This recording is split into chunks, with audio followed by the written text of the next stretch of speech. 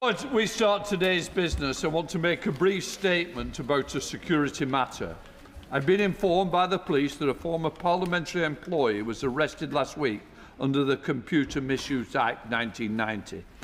The police investigation is ongoing. As you know, we do not discuss the details of such issues on the floor of the House.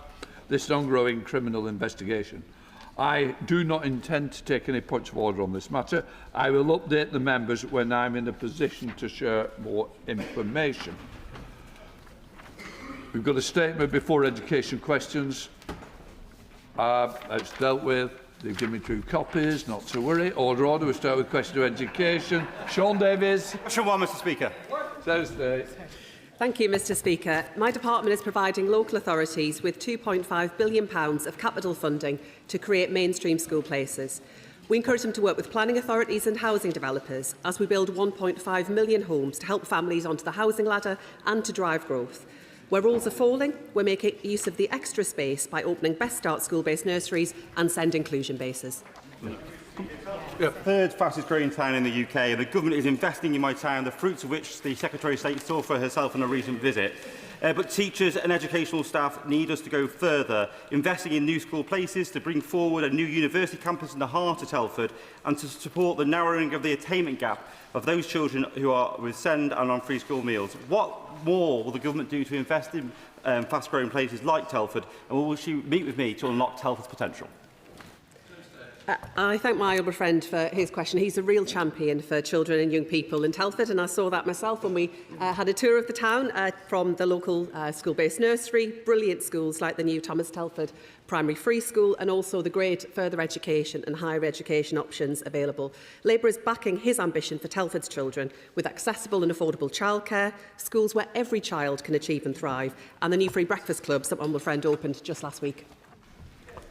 Sir Oliver Dowd. Thank you, Mr Speaker. My constituency has a large and growing Jewish population.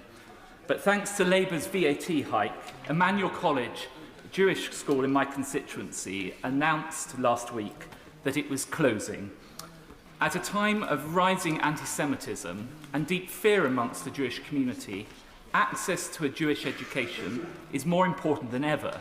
Yet this announcement risks depriving many Jewish students in my constituency and the wider area of access to a Jewish education. What assurances can the Secretary of State give to those children and their parents about access to such an education, particularly at a time when the local Jewish state schools are enormously oversubscribed? Mr Speaker, what I can say to the right honourable gentleman is that I agree completely. There can be no place for anti-Semitism in our schools and colleges, or indeed anywhere within our society, Mr Speaker. That's why I've asked Sir David Bell to lead an independent review looking at what more we need to do to root out anti-Semitism from our schools and colleges. And I would encourage the right honourable gentleman to share any thoughts that he has with Sir David as he takes forward that important work. On the particular case that he references, Mr Speaker, of the school in question, I would encourage the school and the right honourable gentleman to work together with the local authority at this time. But I do believe and continue to believe that it is the right decision that we raise money to invest in our state schools. Warren Moon. Please. Minister. Thank you very much, Mr Speaker. With permission, I will answer questions 2 and 11 together. This government is opening thousands of Best Start family hubs and network sites in every part of England, building on our proud legacy of Sure Start, providing families with community and connection, and ensuring every child is supported to get ready for school. The party opposite eroded support for families. We are bringing it back. Whereas, Mr Speaker, Cornwall has a strong network of family hubs, including in Poole and Hale in my constituency, and it should never be forgotten, although I'm sure they would dearly love us to, that the failed austerity policy adopted by the Conservatives and Liberal Democrat coalition hollowed out such services. Can the Minister confirm that, as part of the Best Start in Life initiative, areas with the highest level of social deprivation will be prioritised for funding? Thank Thank you, Mr Speaker, and I thank my honourable friend for all he has done to support family hubs in his constituency and across Cornwall. Yes, we have asked local authorities to make sure that 70% of hubs are in the most deprived areas to ensure that support gets to the families and communities under the greatest pressure. What a contrast with the party opposite, Mr Speaker. On their watch, the pressure went up on families while the support... ambitious rollout of the Best Start family hubs, and I'm thrilled that Elmhurst Family Centre in Aylesbury has been selected as Buckinghamshire's first family hub, something that I've been proudly campaigning for. Can the Minister set out how this programme will make a difference to families in Aylesbury, including on a matter close to my heart, which is the mental health and well-being and the social connection of parents of young kids and their families? Thank you, Mr Speaker, and I congratulate my honourable friend for everything that she has done to secure a Best Start family hub in Aylesbury. Family hubs are places where you can drop in, meet other parents and get help without feeling judged, including vital mental health support. They don't just improve outcomes for children, they create a sense of community for parents. Tim Farron. Speaker, can I thank the Minister and welcome the decision to have a Best Start family hub in Kendal West, in my constituency, a very deprived part of our community. But just to say that Kendal is the biggest town in our community, but it's one of 95 parishes in the whole of my vast constituency. And for many people living in often quite poor neighbourhoods, from Appleby, Brough to Fluteborough, Grange and all places in between, they're nowhere near that centre. I wonder whether the Minister might think carefully about how to support communities in very rural and dispersed areas, such as mine, to have family hubs close to where they live. I thank the honourable member for his question, and I'm pleased to hear about the family hub in Kendal West. I will just say to the honourable gentleman, the hubs that open this month are just the start. We have a commitment to have 1,000 hubs by 2028 and an additional 2,000 hubs by the same network sites on the same time period. And I think his point about rural communities is very important, which is why we're so keen to work right the way across the private and voluntary sector to ensure the maximum possible reach for these services. Lewis Cocky. Question number 3, Mr Speaker. Minister. With permission, Mr Speaker, I will answer questions 3, 12 and 13 together. Following a 40% drop in apprenticeship starts over the previous decade, we are now seeing apprenticeship starts rise for those under 25, and achievement rates are also up. We want an extra 50,000 young people to benefit from apprenticeships. That's why we're introducing new grants for SMEs to take on apprentices and why we have introduced new foundation apprenticeships. Lewis Cocky. Thank you, Mr Speaker. New figures reveal that 73% of teachers think that there is not enough focus on preparing young people for employment whilst they're still in school. A good apprenticeship can bridge that gap, but the number of starts has fallen for under-19s in the last year. Will the Minister change course and lead a real change and a shift away from dead-end university degrees to high-quality apprenticeships for every young person across the country who wants one? Well, where I agree with the honourable member, Mr Speaker, is on the need for high-quality careers education in schools. The Labour Party, the Labour Government, is committed to ensuring that we bring back work experience for every young person, and we're going to be following the standards set out by other organisations to ensure that we get good quality careers education and support the Careers and Enterprise Company. But we don't need to set this up as a debate where we choose between higher education and technical further education. We don't need to set them up as a choice. Both need attention, and there has been an underinvestment and an under-support for apprenticeships that we can agree on. John Cooper. Thank you, Mr Speaker. At an awards ceremony in Scotland last month, apprentices told time and again how they were told throughout their school careers that their grades were good enough to go to university and they should think again about going into apprenticeships. Apprenticeships create not just jobs but careers. What can the department do to help in Scotland, where the Scottish Government has wrecked so much of Scottish education? Can it be prevented from destroying apprenticeships as well? Well, Mr Speaker, education's devolved, so the one thing I can do as a Minister here in this Parliament is encourage people to vote for Scottish Labour and for Anas Sarwar to be the First Minister of Scotland. He is right to highlight the absolutely shameful record of the SNP on education, and not only their approach to curriculum teacher training and standards, but also withdrawing from PISA to show that the lack of progress that's been made on education north of the border is absolutely shocking. This government here are taking bold steps with SMEs to ensure that we create routes for 50,000 more young people in apprenticeships. Caroline Johnson. Thank you, Mr Speaker. Mr Speaker, on Thursday this week, a very excellent apprentice in my office will graduate with a first-class degree. But unfortunately, no one will be able to follow in his excellent footsteps because the government have withdrawn funding for the chartered management style of degree apprentice. Given the benefits of degree apprenticeships, will the Minister please reconsider? Mr Speaker, we have made changes to the apprenticeship levy and introduced now the growth and skills levy to focus the apprenticeship system where it should be focused. And I think most members across the House would agree with this, that what we needed to do originally with the apprenticeship levy and now the skills and growth levy was create routes for those who weren't able to go to university to start with in those level 4 and above qualifications. That is where this government is focusing its attention. We won't apologise for it because those are the young people who are missing out on opportunities at the moment and need an apprenticeship system focused on them. Chair of the Select Committee, Helen Hayes. Thank you, Mr Speaker. I recently met with a young constituent who's hoping to start a legal apprenticeship. He told me that he has had to research each apprenticeship opportunity himself, and unlike his peers who are applying to university, he is having to apply in the crucial weeks before his A-levels when he needs to be revising.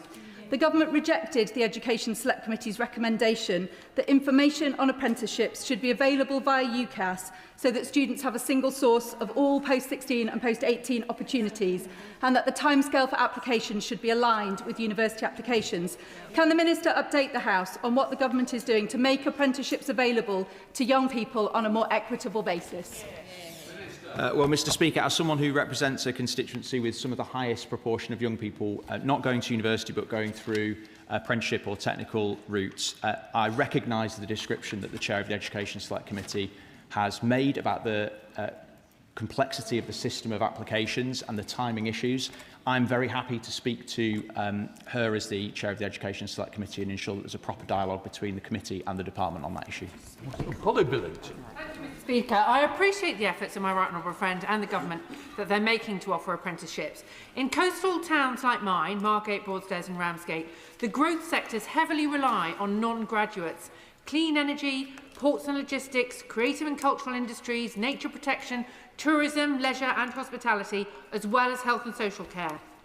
Could the Minister outline how the Mission Coastal in the Education White Paper could address some of the skills and training gaps we have that are currently limiting the unleashing of our amazing coastal talent?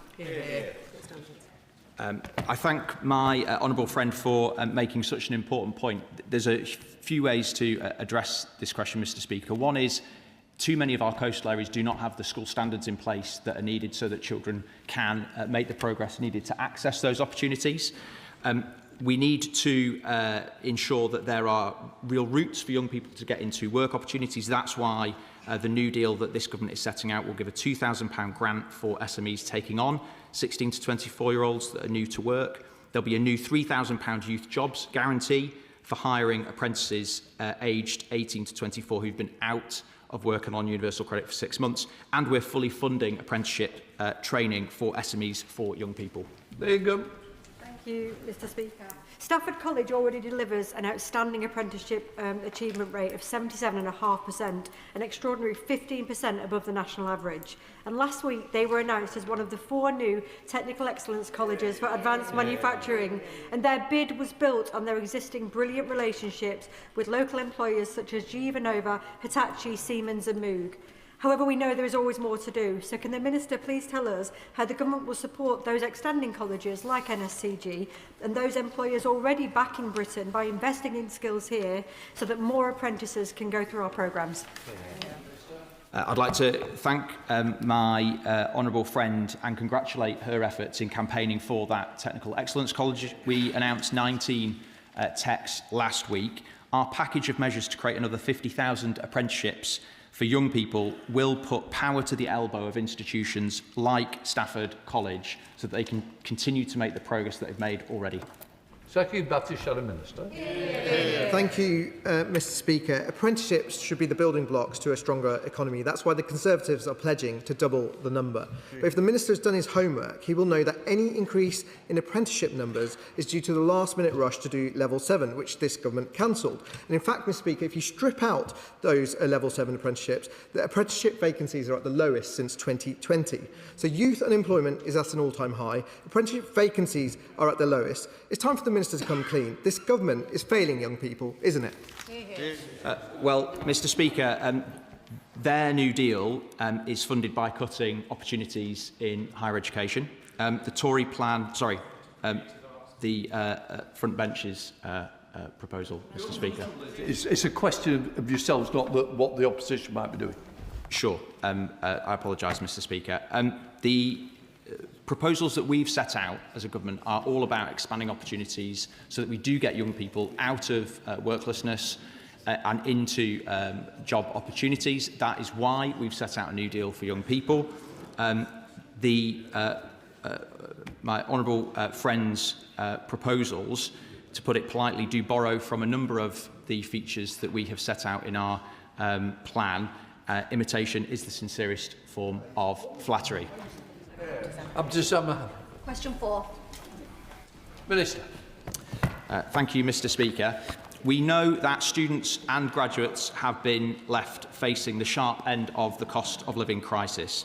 That's why we're making the system fairer for students, graduates and taxpayers, capping interest rates, future-proofing maintenance loans, reintroducing maintenance grants and making care leavers automatically eligible for maximum support.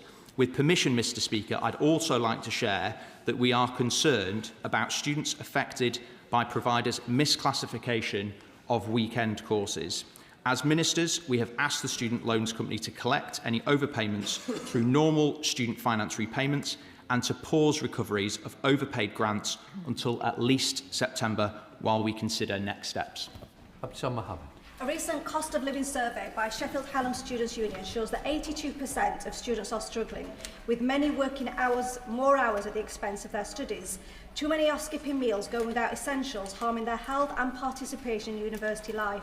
This is compounded by serious financial challenges to our universities, which include staff cuts that are putting further pressure on students' learning experiences. What action is the Minister taking across government to review and widen financial support for students? And will he meet with me to discuss the financial situation at Sheffield Hallam University? My honourable friend is a vocal champion for higher education and students in her constituency.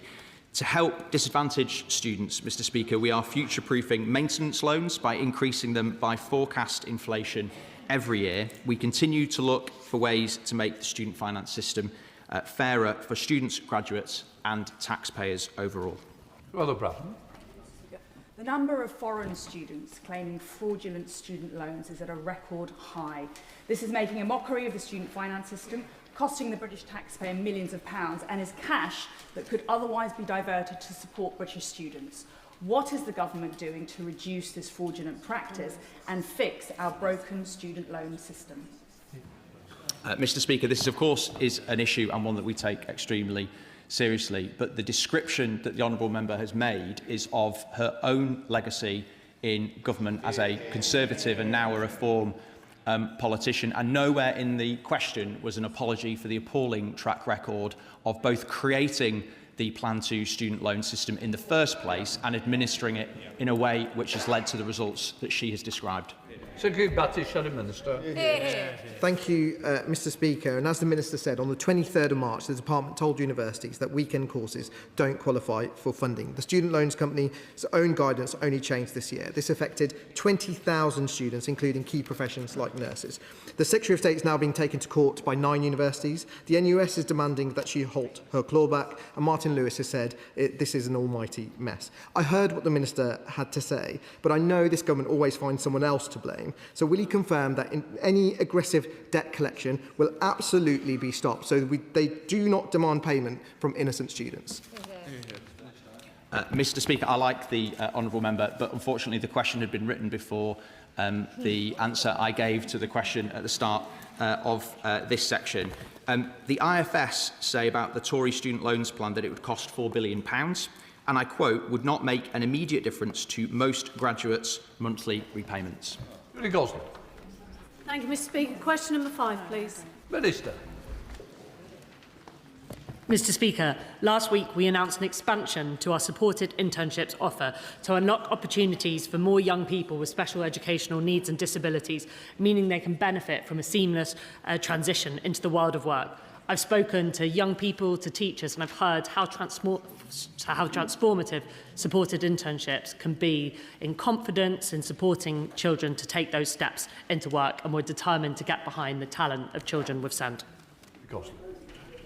Thank you. I would like to thank the Secretary of State for her commitment to supported interns and the announcement of the £9 million for non-EHC pilots. Almost 80% of our brilliant supported interns in Nuneaton go on into paid employment, well above the national average of 5% of young people with learning difficulties. Would the Secretary of State please give us more information about what support will be available for our colleges to deliver in line with the SEND White Paper, and possibly join me either our brilliant Queen Elizabeth Award-winning College, North Warwickshire and South Leicester, or at George Eliot Hospital, just to see the real impact of supported interns and celebrate their achievements. Mr. Speaker, I'm incredibly grateful for the work of my honourable friend, both previous to Parliament and as her time as a Member of Parliament, in really championing children with special educational needs and disabilities and bringing her expertise to this discussion. I would be absolutely delighted to visit and see some of the work of supported internships in practice. As I've set out, we've invested £9 million and we're continuing to work with colleges to support inclusion as well as support into employment. Jarvis. Thank you, Mr. Speaker. I was contacted by a mum in my constituency who was trying to find a supported internship for her son, who has an EHCP. Even with the Find an Apprenticeship service, parents are left having to research and find suitable options themselves. What further action will the Minister take to ensure young people with SEND are not disadvantaged in accessing supported internships? Mr. Speaker, I really welcome the question, and we want to make it much easier for children with special educational needs and disabilities to find support, to access opportunities, and we're working really closely with colleges to do that. We'll be delivering, as part of our reforms, new national inclusion standards that set out our expectations, and we are investing in broadening supported internships as I've set out. Next, please, Mr. Speaker. Minister. Mr. Speaker, the government is opening up access to music, art, drama and, crucially, sport. We want schools to have access to high-quality sports facilities so children can achieve and thrive. The department is improving school facilities through guidance and rebuilding programmes with £2.1 billion of capital funding.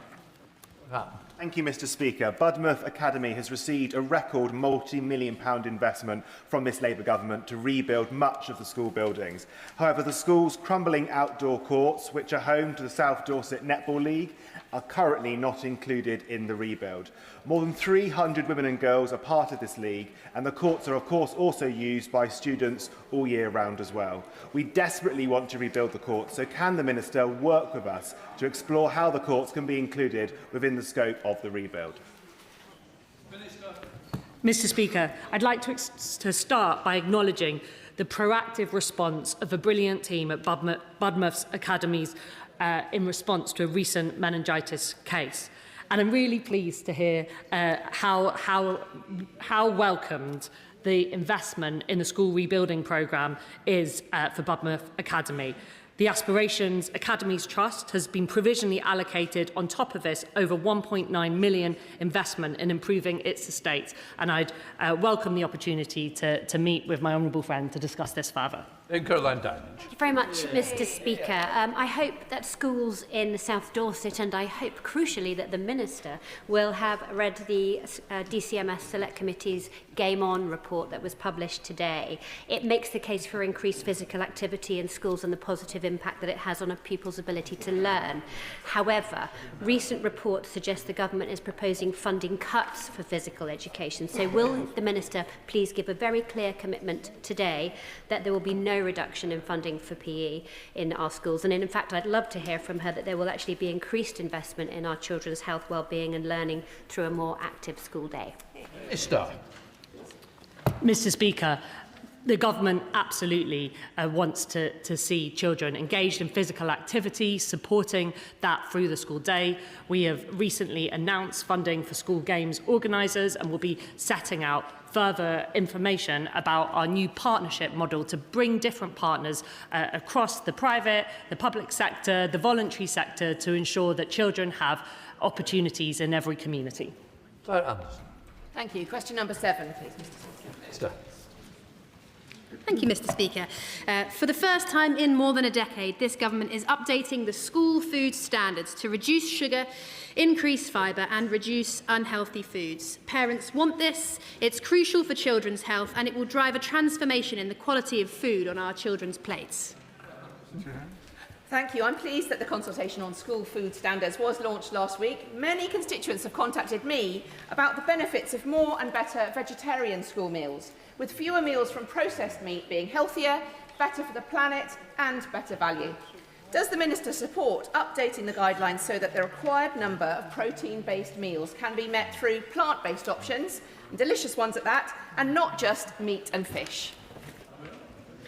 Mr. Speaker, our revised standards will ensure children can enjoy eating nutritious, familiar foods. That includes ensuring that delicious and varied vegetarian options are available every day, including pulses as the main protein 3 times a week. The consultation closes on the 12th of June, and I invite members across the House to encourage their constituents to take part. Thank you, Mr. Speaker. I'm concerned we don't serve more British-sourced food in our schools. Indeed, it's estimated that between 20 to 40 million chickens are imported each year from China. This has gone up 172% since the general election. So what's the government doing to ensure that our young people are eating British-sourced food? I thank him for that important question, and I agree with the objective that he sets out. That's why we're working with DEFRA to support our pledge that 50% of all food purchased across the public sector will be locally produced or certified to higher environmental standards. Number 8, Mr. Speaker. Secretary of State. Thank you, Mr. Speaker. The Department is working with schools to plan ahead and organise appropriately for changing demographics. Falling rules funding is available to local authorities, and more widely, we are looking creatively at how we can turn extra space in schools into an opportunity, including through opening up Best Start school-based nurseries to make childcare more accessible and affordable. Thank you, Mr. Speaker. Mr. Speaker, in my borough, which has some of its schools are among the top 1% in the country, we've got a forecast drop of 6.1% for reception and 8.3% for Year 7 over the next 3 years. And the picture is also poor across London. Hackney is one of the worst affected boroughs. Given the patchwork of local schools with academies, free schools, which are under her remit, and voluntary aided and maintained schools, how is she going to make sure that the school communities and families work together across our capital and across the country? I'm grateful to my honourable friend and right honourable friend, and I would of course be more than happy to discuss further with her the particular local challenges that she's experiencing. But we are aware, Mr. Speaker, of the impact of falling rules on schools, and we're working with councils, including those in London, to develop a framework to help them manage it. Our aim is to make sure that our schools estate is more resilient and flexible in response to changing local demand, and that's why our Best Start school-based nurseries, alongside new SEND inclusion bases, are a great example of that. But I also know, Mr. Speaker, that it's often housing pressures in communities like my humble friends that cause particular challenges, and that's why I'm delighted that this government is investing a record £39 billion to kickstart social and affordable housing that will make a real difference in Hackney, in London and right across the country. Thank you, Mr. Speaker. It is true that the effects of the falling birth rate have been felt most so far in places like Hackney, but it is coming to many, many more places, and the effect will be felt in a much magnified way, particularly in small rural schools. Does she accept that the funding formula is going to have to change away from one which is so heavily reliant on a per capita amount in order to support our small rural schools? Mr Speaker, the right honourable gentleman is right in saying that whilst this is particularly pronounced in terms of the challenge it presents in London, the falling rules that we are seeing is right across the country. It's why we will work with the sector to develop a framework for the use of mainstream school space, including around pressures such as demographic change, and we intend to publish later on this autumn. I note the point that he makes about small rural schools. We of course want to make sure that those schools are able to support their local communities, and we'll keep under review all of the funding that we operate to make sure that's a reality. Sir Ashley Fox, Shadow Minister, and welcome. Thank you, Mr Speaker. One of the reasons for improved academic standards in our schools under the last government was the ability of good schools to expand and putting failing schools under new leadership. So how will the Secretary of State ensure that underachieving schools with falling numbers are transformed with new and rigorous leadership, rather than conscripting unwilling parents to send their children there? Mr Speaker, I don't recognise the characterisation offered by the honourable gentleman. He will know that through the Children's Wellbeing in Schools Bill, we are making changes that will allow for local authorities and local areas to better manage school places within their communities, especially where we're seeing demographic change. What I would also say, in addition to that, is that there were far too many schools, Mr Speaker, that were not serving children well. A situation that we inherited, where we are being firmer and swifter in taking action to support those schools through our approach around RISE. We cannot wait for late-stage failure before we get in and make change happen. Our children, our families, they deserve much more than that, and they deserve much better than the failed approach of the party opposite. Munira Wilson, Liberal Democrat, spokesperson. Thank you very much, Mr Speaker. With falling school rolls in Twickenham, across London and other parts of the country, school budgets are coming under increasing pressure, compounded by underfunding of teacher pay rises, of breakfast clubs and of free school meals. Mr Speaker, House of Commons Library data found a £4.4 billion black hole in funding for teacher pay rises alone over the next 3 years, and there's no way productivity savings will bridge that gap. So will the Secretary of State commit to fully funding these rises so that heads aren't forced to cut support staff and extracurricular activities that are so important to our children's education and well-being? Mr Speaker, I am pleased that we have been able to give our teachers the well-deserved pay rises that they deserve, because they play an enormous role. We know it's teaching quality that makes the biggest difference to children's life chances. We are investing record sums in our schools, investing record sums in capital and making sure we've got places. And I would just disagree with the Honourable Lady. Our new breakfast clubs that are rolling out across the country, more opened just last week, are being so well received by parents, by teachers and by heads. And I would invite her to go and visit one and see for herself the transformational change that this is driving. Question number 9, Mr Speaker. Minister. Mr Speaker, we are fixing crumbling schools and colleges, the direct consequence of underinvestment in our country. Labour investing £20 billion into the school rebuilding programme. Over 500 schools are already in the programme, with well over half in delivery. We will select a further 250 schools by early 2027, and we're also launching a new renewal and retrofit programme to modernise the school estate. Thank you, Mr Speaker. In January 2023, children at Sacred Heart Primary School in my constituency were forced to evacuate their building after inspectors warned it could collapse. I'm pleased to welcome head teacher Simone Beach to the public gallery today, and I know that the whole House will join me in thanking her for exceptional leadership through 3 extremely challenging years. This is one of the starkest examples of the consequences of underinvestment in school buildings. I thank the ministerial team for their close engagement over the last 18 months and for investment to build a brand new school due to open in September 2027. I asked the Minister what further support could be provided as the school continues to face the financial impact of the evacuation 3 years later, working across multiple temporary sites. I thank my honourable friend for drawing the House's attention to Simone, a wonderful Cumbrian in the gallery and a fantastic example of excellent school leaders and head teachers across the country. She has stewarded the school through a tumultuous few years, and with this government's support, we will ensure that the new school setting is there for children in the future that need it. This is a massive challenge for our country in renewing our school estate. It's not just about building new schools, but it's about getting ahead of the curve so that we can actually modernise and retrofit existing school buildings that in 10 or 20 years' time would otherwise have needed to be rebuilt altogether. Jim Shannon. Speaker, thank the Minister very much for that answer. Minister, one of the issues of RAC has been an incredible issue here in the United Kingdom, but we have some examples of that back home in Northern Ireland as well. Can I ask the Minister, it's important that we share how we address these issues. So the Minister is always helpful, and thank him for that. Can he make contact with the Education Minister in Northern Ireland to ensure that what the Minister and Government have learnt here, they can share with us in Northern Ireland so we can address the issue in a similar way? Thank you. The RAC crisis here in England highlighted wider issues with the legacy of the school estate that England is now needing to reckon with. I believe we are now on top of that issue, and this government is committed to stripping RAC out of all schools in the years to come and making sure we've got the school estate we need. We've learnt a huge amount through that process, and I'd be very glad to connect the honourable member with relevant colleagues in the Department for Education and with ministers in the Northern Irish Government. Sally Jameson.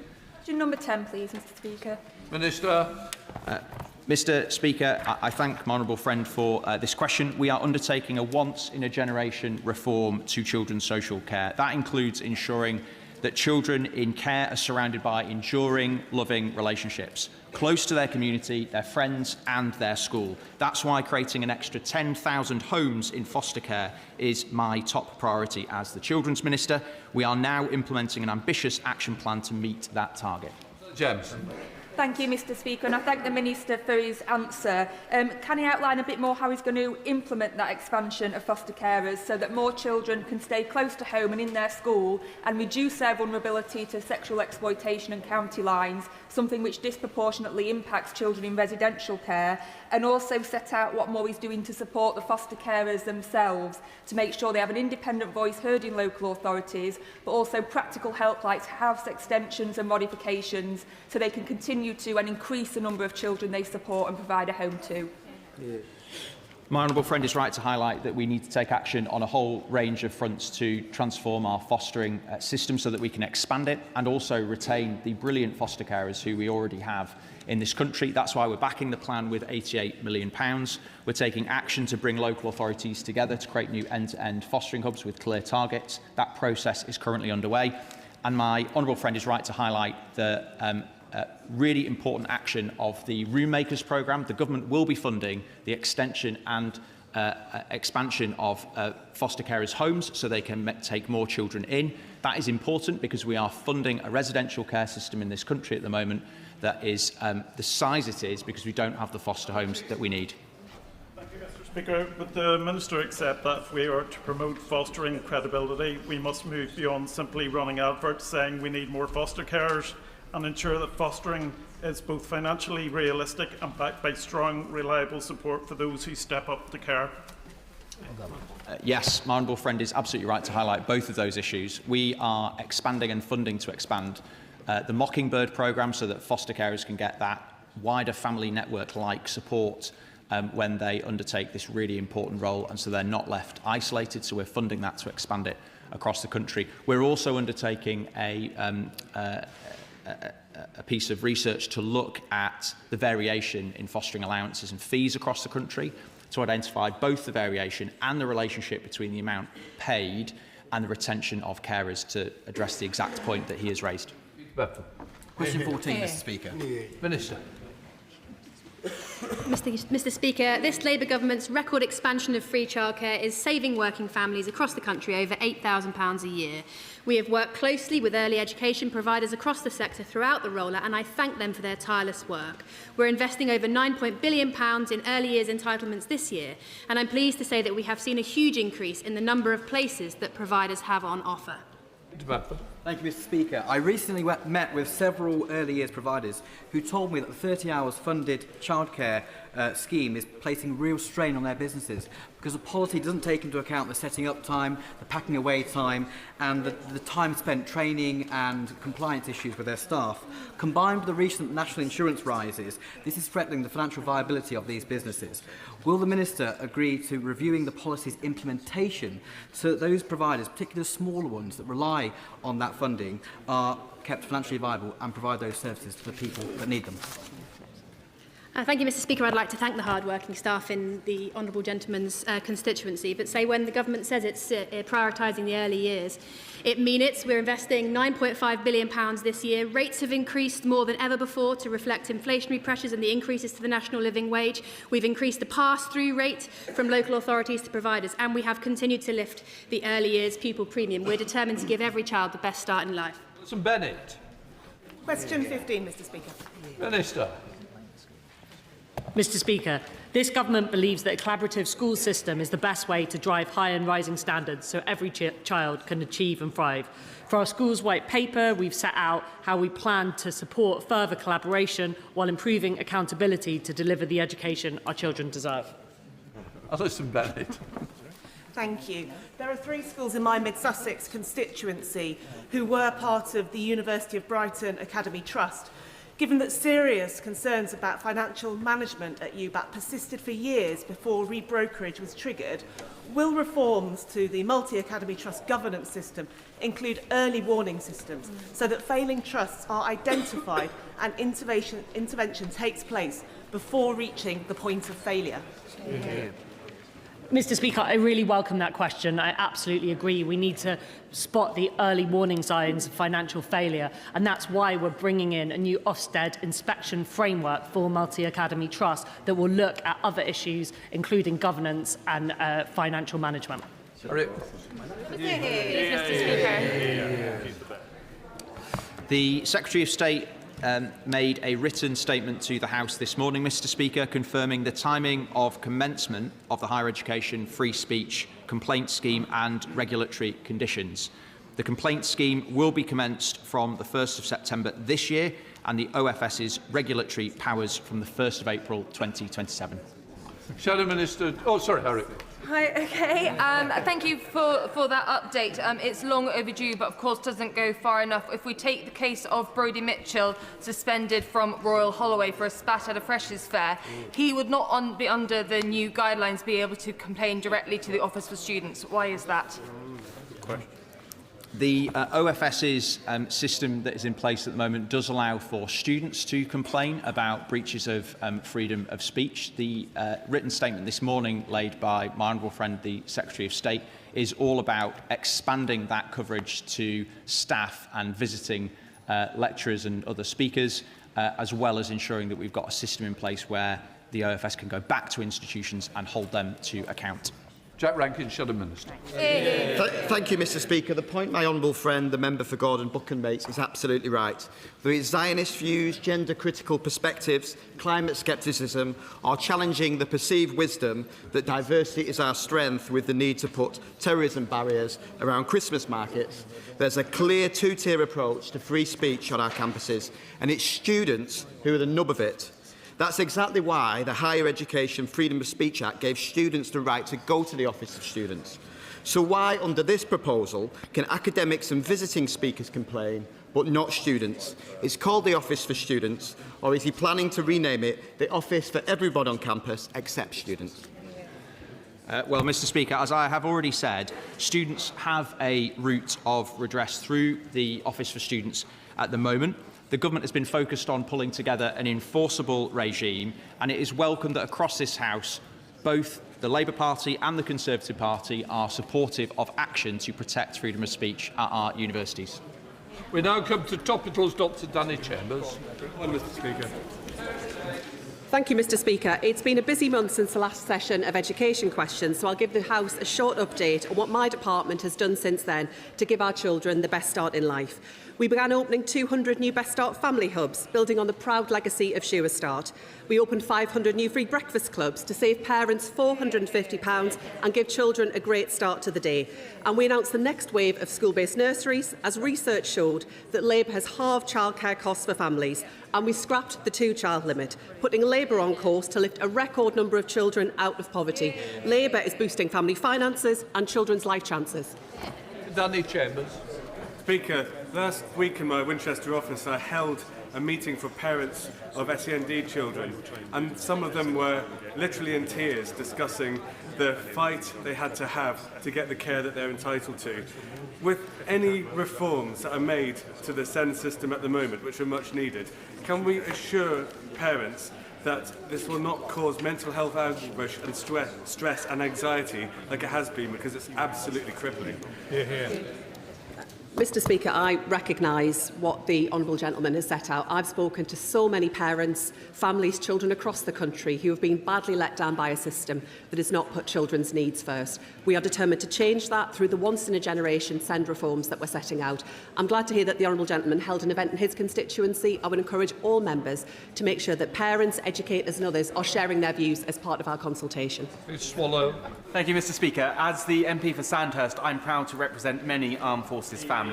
My honourable friend will know that armed forces families often move around, but no particular support seems to be given to their children.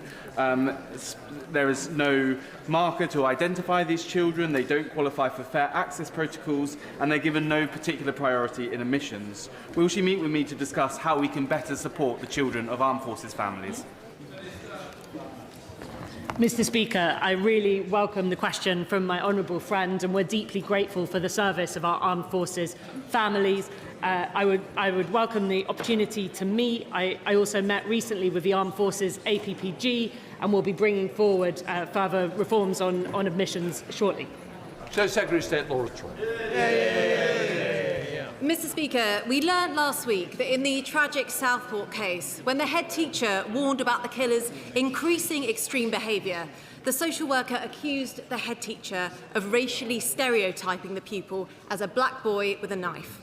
The result was that the warnings were rewritten in many cases, and this is not a one-off. We know it happened in Sarah Sharif, where, I quote, race was a bar to reporting possible child abuse, and we saw the failure repeatedly with the grooming gang scandal. Mr Speaker, being too scared of causing offence means children are being harmed. So I asked the Secretary of State directly, what concrete action is she taking to stop repeated cases of political correctness overruling the safeguarding of children? Mr Speaker, there is no more important responsibility than making sure our children are kept safe from harm, and we will take forward any measures that arise out of that inquiry to make sure that we can do everything within our power to keep children safe, whether that is in school or in the home. We are already taking action to reform children's social care. There are more social workers that we are recruiting, and the numbers are very high at the moment. But I would say, Mr Speaker, it is through our Children's Wellbeing in Schools Bill that we are delivering the single biggest upgrade to child protection legislation in a generation. It should be on the statute books already, but she and the party opposite continue to block its progress. Laura Trott. If you want to actually start keeping children safe online, then we will stop our objections, but you're refusing to do that. But in another example of so-called progressiveness, local authorities across the country are unbelievably trying to stop exclusions where children are bringing knives to school. This is happening right here in London with City Khan's Inclusion Charter, and in Sheffield, where the policy led to the tragic stabbing of Harvey Wilgoose, whose killer had previously brought an axe into school, and he was not excluded. Will the Secretary of State condemn the spread of anti-exclusion ideology and support schools to exclude when knives are brought into the school estate? Mr Speaker, school leaders have my full support in taking action around issues such as violence, and of course there should be an expectation, a clear expectation, that action is taken where it applies to cases such as those that the Right Honourable Lady has set out. But I would just slightly caution her in talking about some of the details of those cases in the way that she has. We all have a responsibility, Mr Speaker, to make sure we give full and accurate accounts of exactly what has taken place. And I do look forward to the Children's Wellbeing in Schools Bill allowing us to take further action to keep children safe at home, in their communities, wherever they are. We will not hesitate to act. Rachel Maskell. Mr Speaker, 4% of children are diagnosed with fetal alcohol spectrum disorder, which is totally avoidable. Yet its impact can impact on movement, communication, thinking, concentration, and many physiological changes, placing significant demands on the SEND system. Will the Education Secretary work with the Health Secretary to deliver a 1001 critical day strategy preventing FASD and rising demand on the SEND system? Mr. Speaker, I thank my honourable friend for raising this critical issue. It's an area that we're already working closely with health colleagues on, both on our support for families, but also in response to the SEND needs that children have. And I know we've got a meeting later where we'll discuss this. Vladimir Wilson, Liberal Democrat spokesperson. Thank you very much, Mr. Speaker. I was deeply alarmed by reports that Labour MPs were being given pre-written feedback to share following consultation sessions with constituents on the government's special needs reforms. The Secretary of State promised to put families at the heart of her changes. So will she assure parents and carers that the SEND consultation is entirely free from political interference and they will be listened to, especially regarding their rights? Mr. Speaker, I can give the Honourable Lady my absolute assurance that through the consultation we are running at the moment, we want to hear directly from parents, from children, from those working in education. The first event happened today across the country. There will be events right across the country and online events. And I'm pleased that Labour members are speaking to their constituents to understand the changes that we want to bring. I would, of course, be happy to discuss any aspect of the reforms with the Honourable Lady, because I do want to make sure that we can build a system that delivers better outcomes for children, but stands the test of time too. Douglas McAllister. Thank you, Mr. Speaker. Our ambitious child poverty strategy puts more money into the pockets of families and working parents. Removing the two-child cap benefits 2,260 children in my West Dunbartonshire constituency, and the Minister for Education is doing much more on top of that, which we're missing out on in Scotland. So does the Minister agree with me that we need a government more interested in education than gimmicks in Scotland?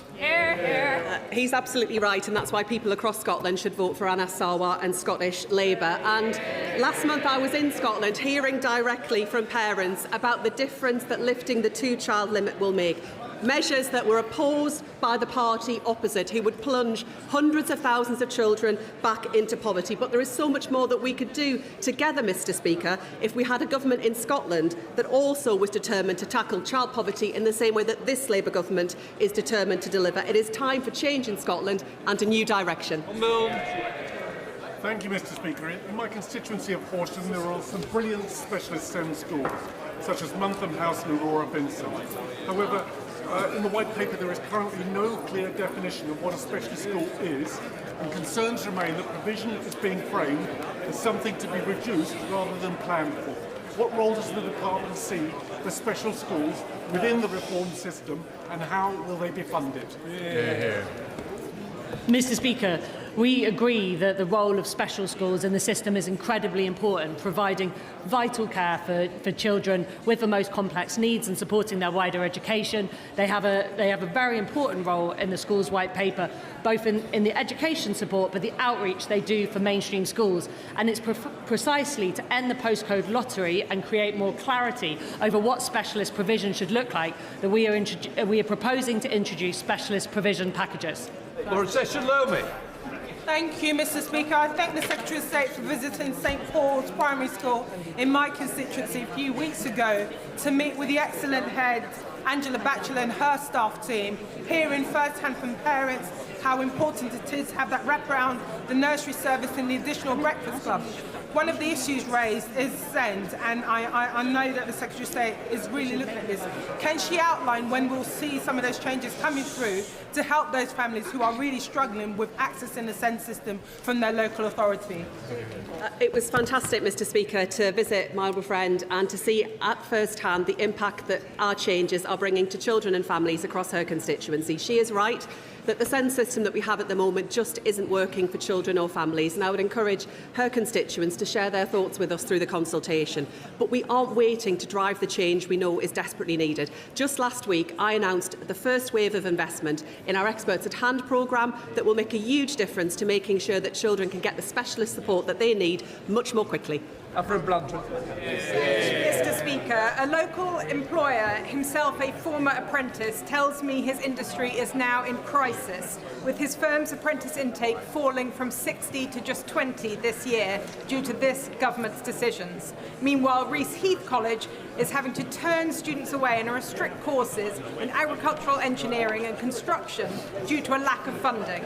With nearly 1 million young people not in education, employment or training, does the Secretary of State accept that this government is failing young people? And will she instead back the Conservative plan to create 100,000 more apprenticeships by lifting funding caps and supporting employers with up to 5,000 per... Mr. Scott, come on. Mr. Speaker, the legacy of almost 1 million young people being out of work and education is shameful. It's the mess that we are cleaning up, and I'm delighted to share with the House that we are introducing a new deal for young people, which includes a £2,000 grant for small to medium-sized enterprises taking on 16 to 24-year-olds into work, a new £3,000 youth job grant for hiring apprentices aged 18 to 24 who've been on universal credit for more than 6 months. We are the Labour Party. That means we're about getting young people into work.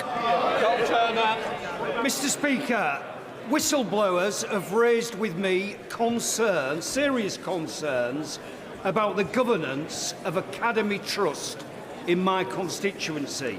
I've raised this matter privately with the Secretary of State, but I wonder whether she might arrange for a minister to meet with those whistleblowers so they can discuss the concerns and have those concerns taken seriously, because I'm seriously concerned myself.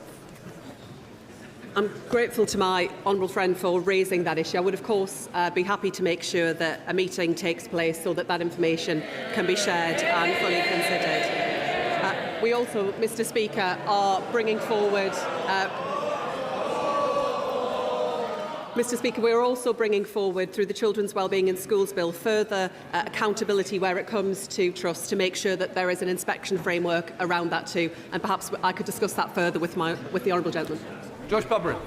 Thank you, Mr. Speaker. Eastbourne head teachers have expressed grave concerns about the impact of the new Ofsted framework on staff well-being, but also on the punishing impact that they will have on schools in deprived areas. Will the Minister meet with me and with Eastbourne head teachers for a roundtable to discuss how we can avoid disastrous consequences again? Mr. Speaker, I'd be very happy to meet with the honourable member. The new framework has been designed to support the well-being of heads and to give a clear and full view of school performance, but happy to continue that conversation. Joe White. Thank you, Mr. Speaker. I welcome this government's announcement that there will be 8 Best Start family hubs across Bassetlaw. In Manton, Retford, West Bassetlaw, the Oasis Community Centre, Hallcroft, Harworth, Burcoats and Misterton, the highest number in the country. Will the Minister agree with me that this will guarantee an excellent start for hundreds of children across my constituency? I do agree with her. I thank her for all she's done for children and families in her constituency. We are determined to ensure every child gets the best start in life and every family gets the community and connection these hubs will offer. Peter Mandelson. Thank you, Mr. Speaker. 25% of Selston High School has had to close down because it's got structural problems. Now, the school has submitted a bid for the school's rebuilding programme, so could the Minister please ensure that this school gets the funding it needs to reopen its doors? Mr. Speaker, I was concerned to hear that the school did need to shut last Monday.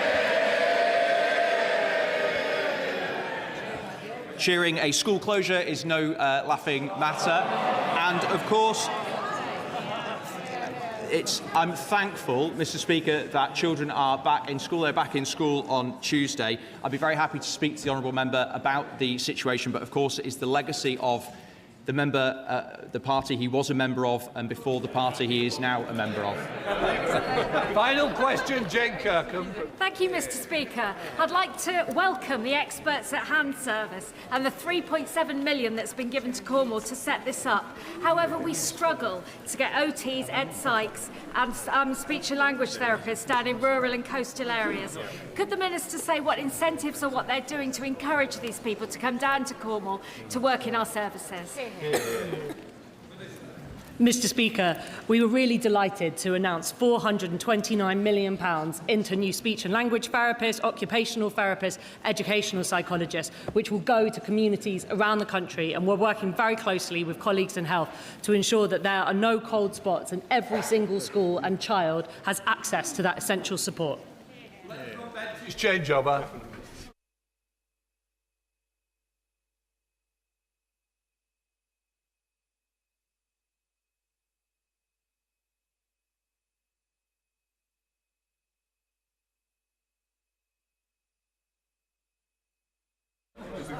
Order. Before we come to the Prime Minister, I wish to make a brief statement.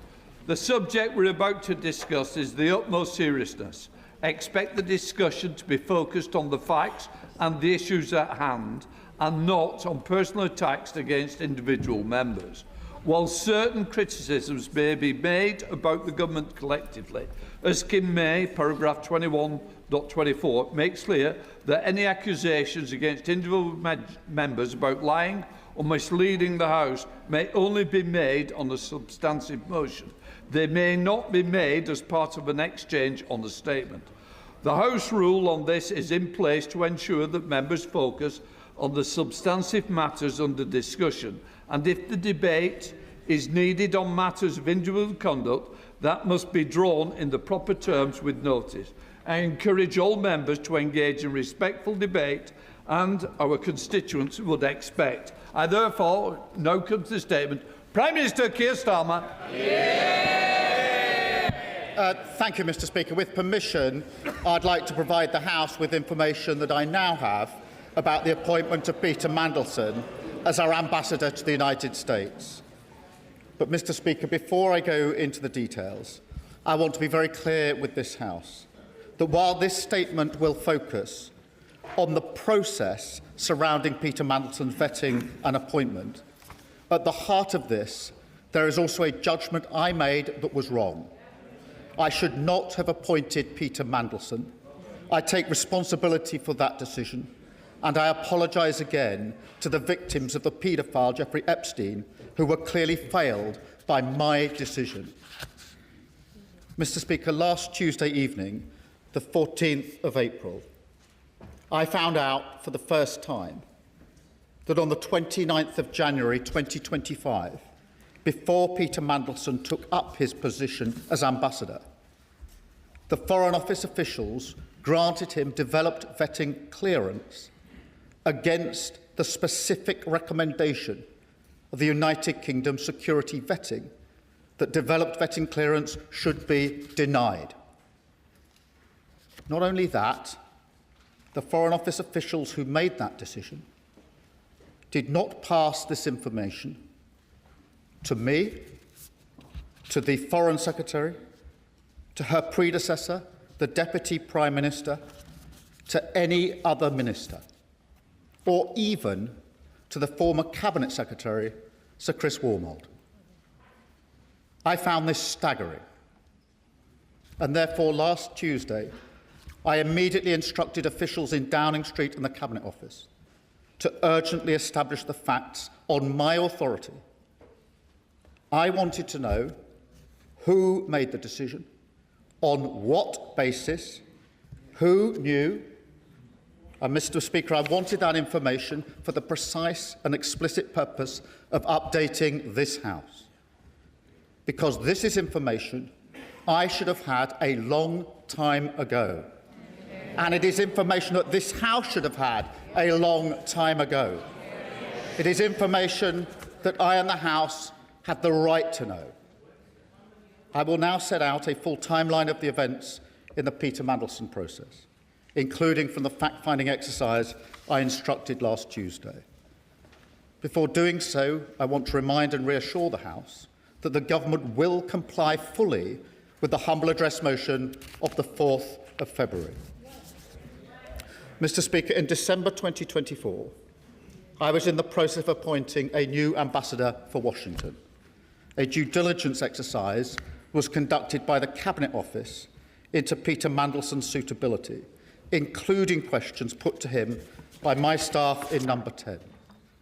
Peter Mandelson answered those questions on the 10th of December and I received final advice on the due diligence process on the 11th.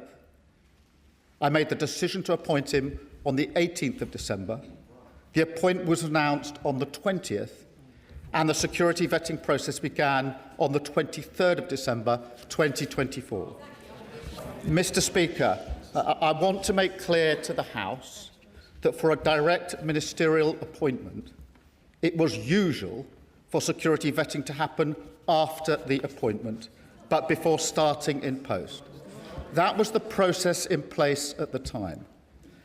Mr. Speaker, this was confirmed by the former Cabinet Secretary Sir Chris Warmold at the Foreign Affairs Select Committee on the 3rd of November 2025 when he gave evidence. Sir Chris made clear, and I'm quoting him now, when we are making appointments from outside the civil service, the normal thing is for security clearance to happen after appointment, but before the person signs a contract and takes up post.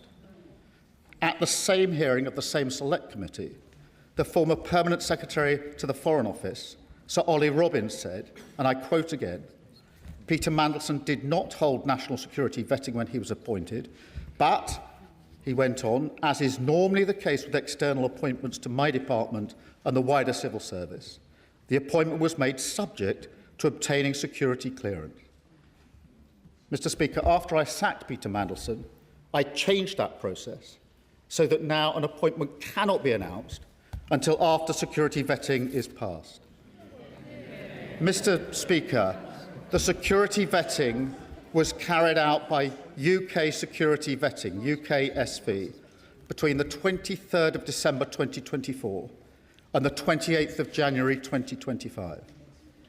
UKSV conducted vetting in the normal way, collecting relevant information, as well as interviewing the applicant, in this case, on 2 occasions. Then on the 28th of January 2025, UKSV recommended to the Foreign Office that developed vetting clearance should be denied to Peter Mandelson. The following day, on the 29th of January 2025, notwithstanding the UKSV recommendation that developed vetting clearance should be denied, Foreign Office officials made the decision to grant developed vetting clearance for Peter Mandelson. To be clear, for many departments, a decision from UKSV is binding, but for the Foreign Office, the final decision on developed vetting clearance is made by Foreign Office officials, not UKSV. However, once the decision in this case came to light, the Foreign Office's power to make the final decision on developed vetting clearance was immediately suspended by my Chief Secretary last week. Mr. Speaker, I accept that the sensitive personal information provided by an individual being vetted must be protected from disclosure. If that were not the case, the integrity of the whole process would be compromised. What I do not accept is that the appointing minister cannot be told of the recommendation by UKSV. Indeed, given the seriousness of these issues and the significance of the appointment, I simply do not accept that Foreign Office officials could not have informed me of UKSV's recommendations whilst also maintaining the necessary confidentiality that vetting requires. There is no law that stops civil servants sensibly flagging UKSV recommendations while protecting detailed sensitive vetting information to allow ministers to make judgments on appointments or on explaining matters to Parliament. So let me be very clear. The recommendation in the Peter Mandelson case could and should have been shared with me before he took up his post. Mr. Speaker, let me make a second point. If I had known before he took up his post that UKSV recommendation was that developed vetting clearance should be denied, I would not have gone ahead with the appointment. Mr. Speaker, let me now move to September 2025, because events then and subsequently show with even starker clarity the opportunities missed by Foreign Office officials to make the position clear. Mr. Speaker, on September the 10th, Bloomberg reported fresh details of Mandelson's history with Epstein. And it was then clear to me that Peter Mandelson's answers to my staff in the due diligence exercise were not truthful, and I sacked him. I also changed the direct ministerial appointments process, so full due diligence is now required as standard. Where risks are identified, an interview must be taken pre-appointment to discuss any risks and conflicts of interest, and a summary of this should be provided to the appointing minister. I also made clear that public announcements should not now be made until security vetting has been completed. Mr. Speaker, in light of the revelations in September of last year, I also agreed with the then Cabinet Secretary, Sir Chris Warmold, that he would carry out a review of the appointment process in the Peter Mandelson case, including the vetting. He set out his findings and conclusions in a letter to me on the 16th of September. He advised me in that letter, and again I quote, "The evidence I have reviewed leads me to conclude that appropriate processes were followed in both the appointment and the withdrawal of the former HMA Washington." When he was asked about this, Mr. Speaker, last week, the then Cabinet Secretary was clear that when he carried out his review, the Foreign Office did not tell him about the UK SV recommendation that developed vetting clearance should be denied to Peter Mandelson. I find that astonishing.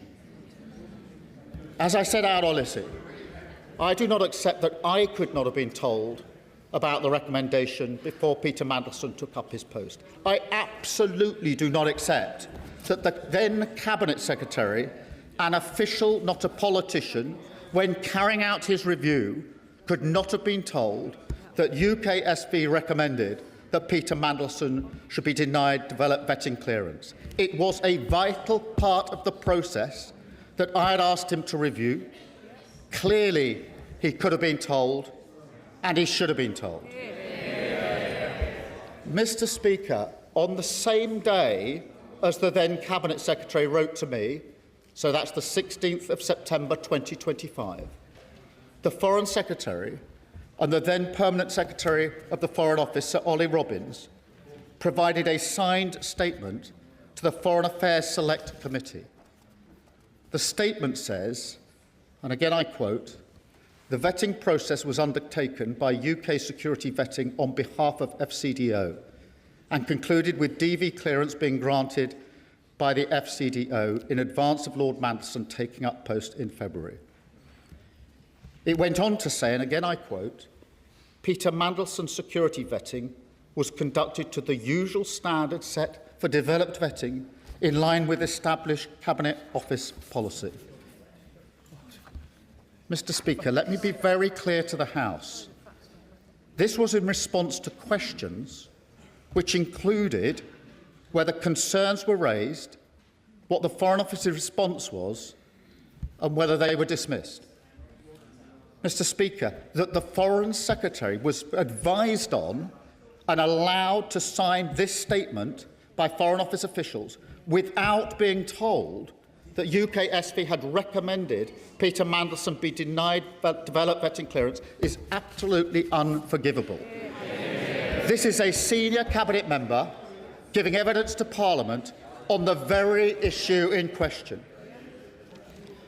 Mr. Speaker, in light of further revelations about Peter Mandelson in February of this year, I was very concerned about the fact that developed vetting clearance had been granted to him. Not knowing that, in fact, UKSV had recommended denial of developed vetting clearance, I instructed my officials to carry out a review of the national security vetting process. As I set out, I do not accept that I could not have been told about UKSV's denial of security vetting before Peter Mandelson took up his post in January 25. I do not accept that the then Cabinet Secretary could not have been told in September 2025 when he carried out his review into the process. I do not accept that the Foreign Secretary could not have been told when making statements to the Select Committee again in 2025. But, Mr. Speaker, on top of that, the fact that I was not told even when I ordered a review of the UK SV process is frankly staggering. And I can tell the House that I've now updated the terms of reference for the review into security vetting to make sure it covers the means by which all decisions are made in relation to national security vetting. I've appointed Sir Adrian Fulford to lead the review. Separately, I've asked the Government Security Group in the Cabinet Office to look at any security concerns raised during Peter Mandelson's tenure. Mr. Speaker, I know many members across the House will find these facts to be incredible.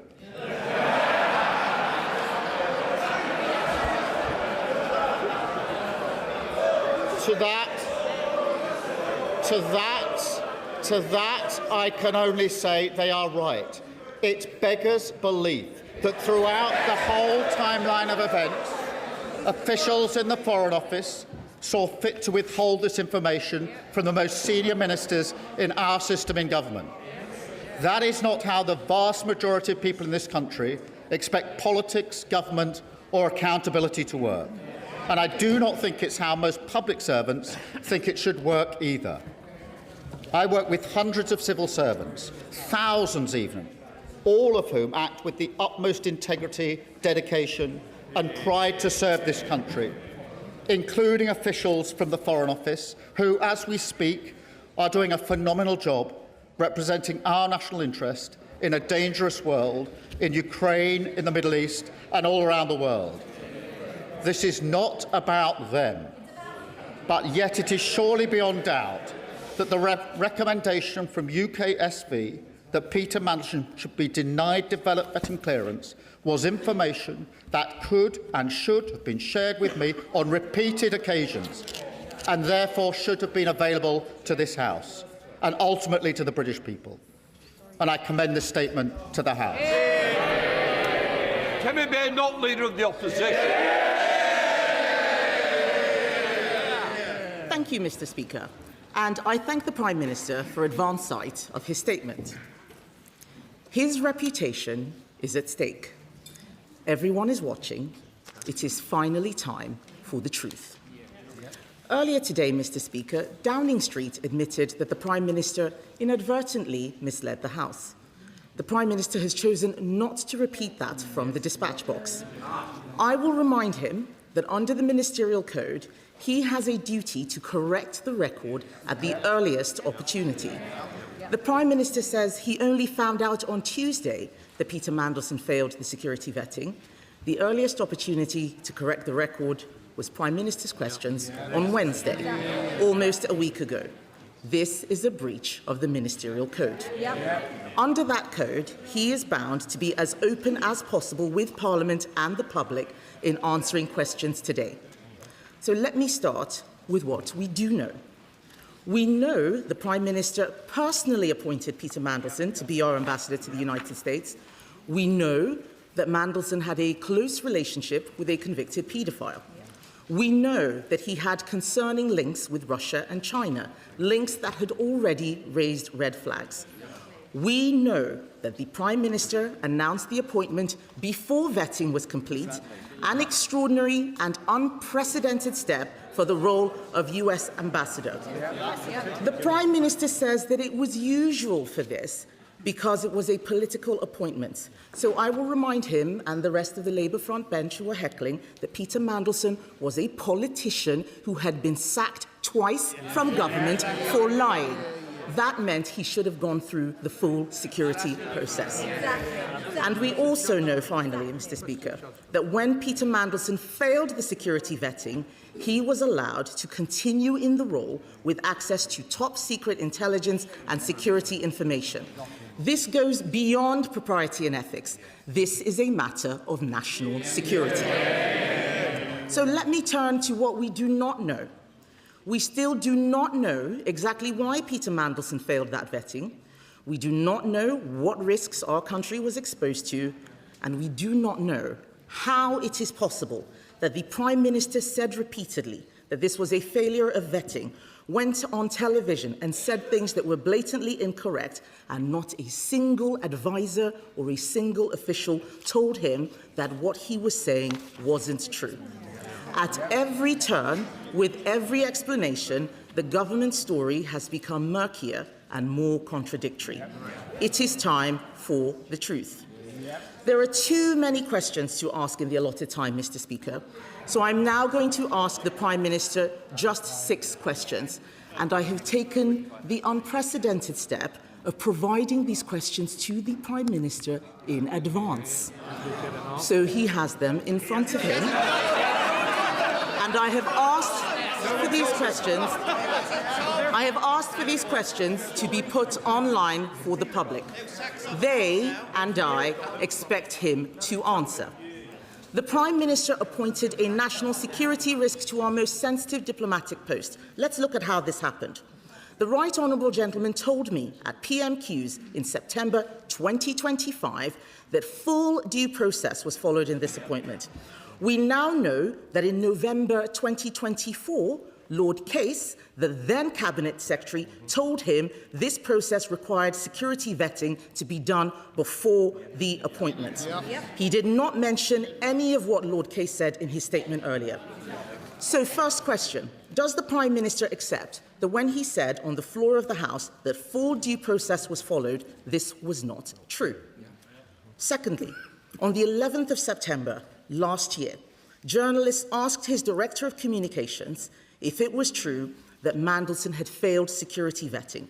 These allegations were on the front page of a national newspaper, and yet Number 10 did not deny the story.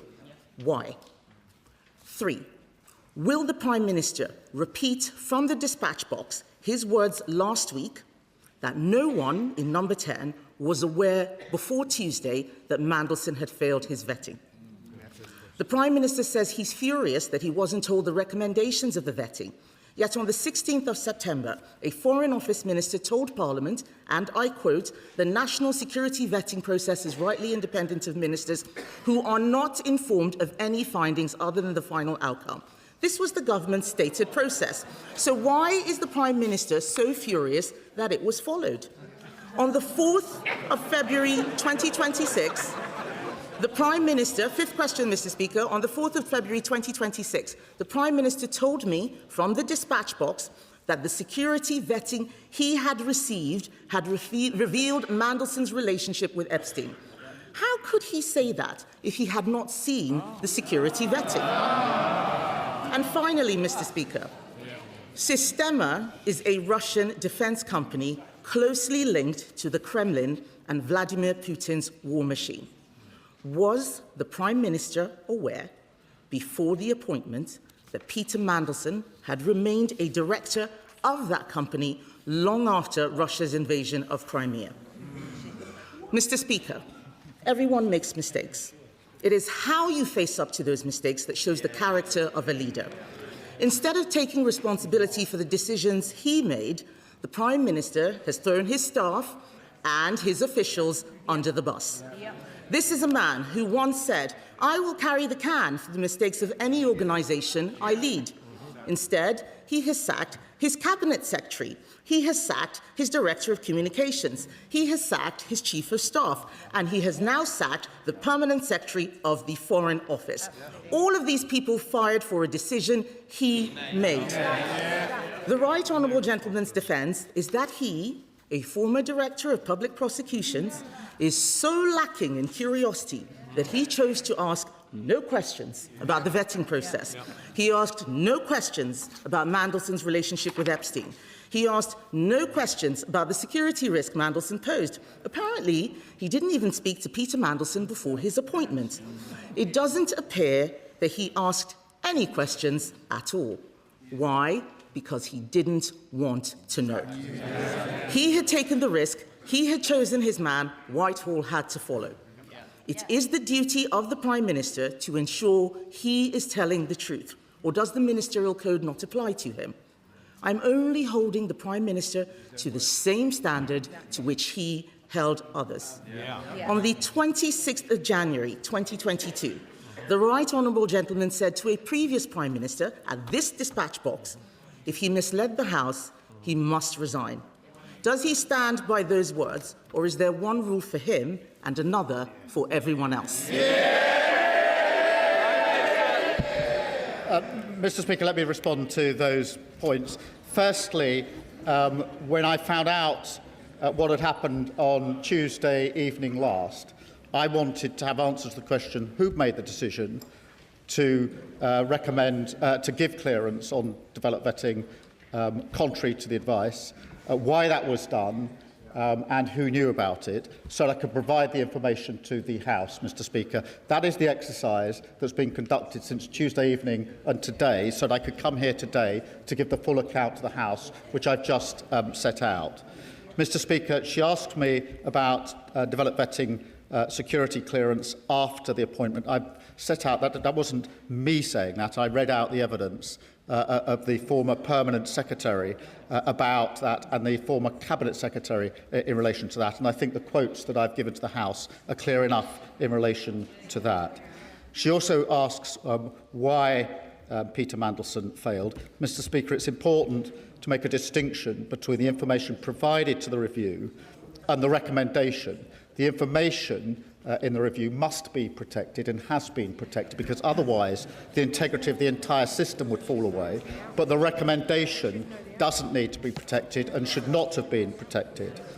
Mr. Speaker, in relation to her questions, in relation to the answer about full due process, that was the information that I had, that I put before the House, and it was confirmed to be by Sir Chris Wormald, because in September I asked him to conduct a review of the process to assure me that the process was correctly carried out. He did that and wrote to me on the 16th of September, giving me that his conclusions.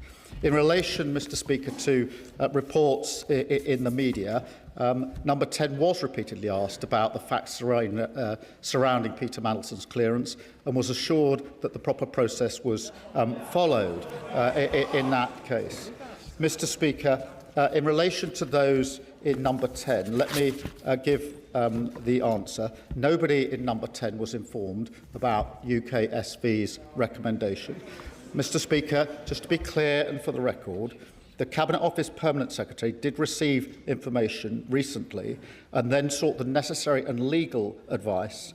Once those checks were completed by the Cabinet Office Permanent Secretary, I was told, that is in the last 2 weeks or so, that was entirely the right procedure, to get the legal advice and then to bring it to my attention at the first opportunity. It was the right procedure that was followed by my officials in the last few weeks. Mr. Speaker, in relation to why I was furious about the process, for the very reason, Mr. Speaker, I strongly believe I should have been given this information at the very outset. I strongly believe there were repeated times when I should have been told. I should have been told on appointment. I should have been told when Peter Mandelson was sacked. The Cabinet Secretary should have been told when he reviewed the process. The Foreign Secretary should have been told before she was asked to sign a statement to the Select Committee. And I should have been told when I ordered a review of vetting, Mr. Speaker. In relation to the point she makes about what I said in February in answer to a question of hers, I make it very clear, Mr. Speaker, I had not seen the security vetting file. I did not know that UK SV... The question asked me about vetting. I knew about the due diligence, and that's why I put before the House what I knew about the due diligence in relation to Epstein. The question asked me about vetting, and I knew what the due diligence has said, and therefore I told the House what the due diligence has said.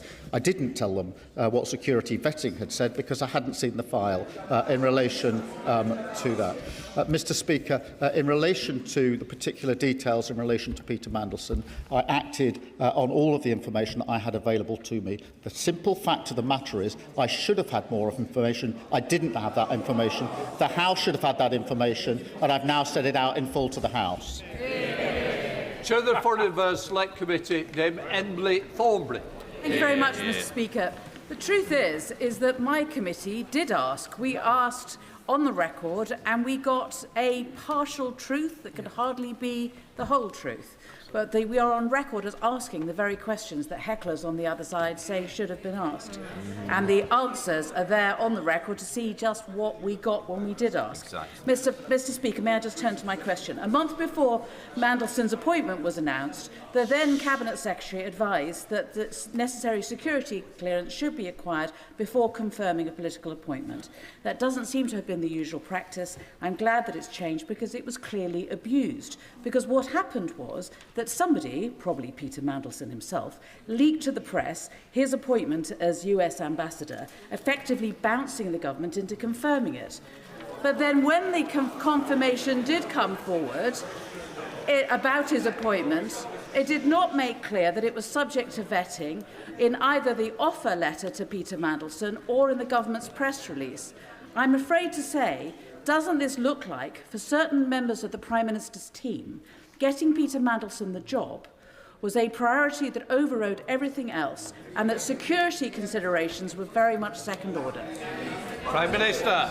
Well, can I thank her for her question? Her committee did ask relevant questions, and that's why I have indicated that it was unforgivable that the Foreign Secretary was asked to sign a statement in response to those very questions without being told about the recommendation. The questions were asked. She was advised and asked to sign a statement without being told the relevant information, and that is unforgivable. As for the appointment before developed vetting, I've changed that process now so that it can never happen again, and she heard me quote the evidence of the former Cabinet Secretary and the former Permanent Secretary in relation to that. Mr. Speaker, can I just deal with the third point she makes? And that is that somehow the Downing Street's wish to appoint Peter Mandelson overrode security concerns. Mr.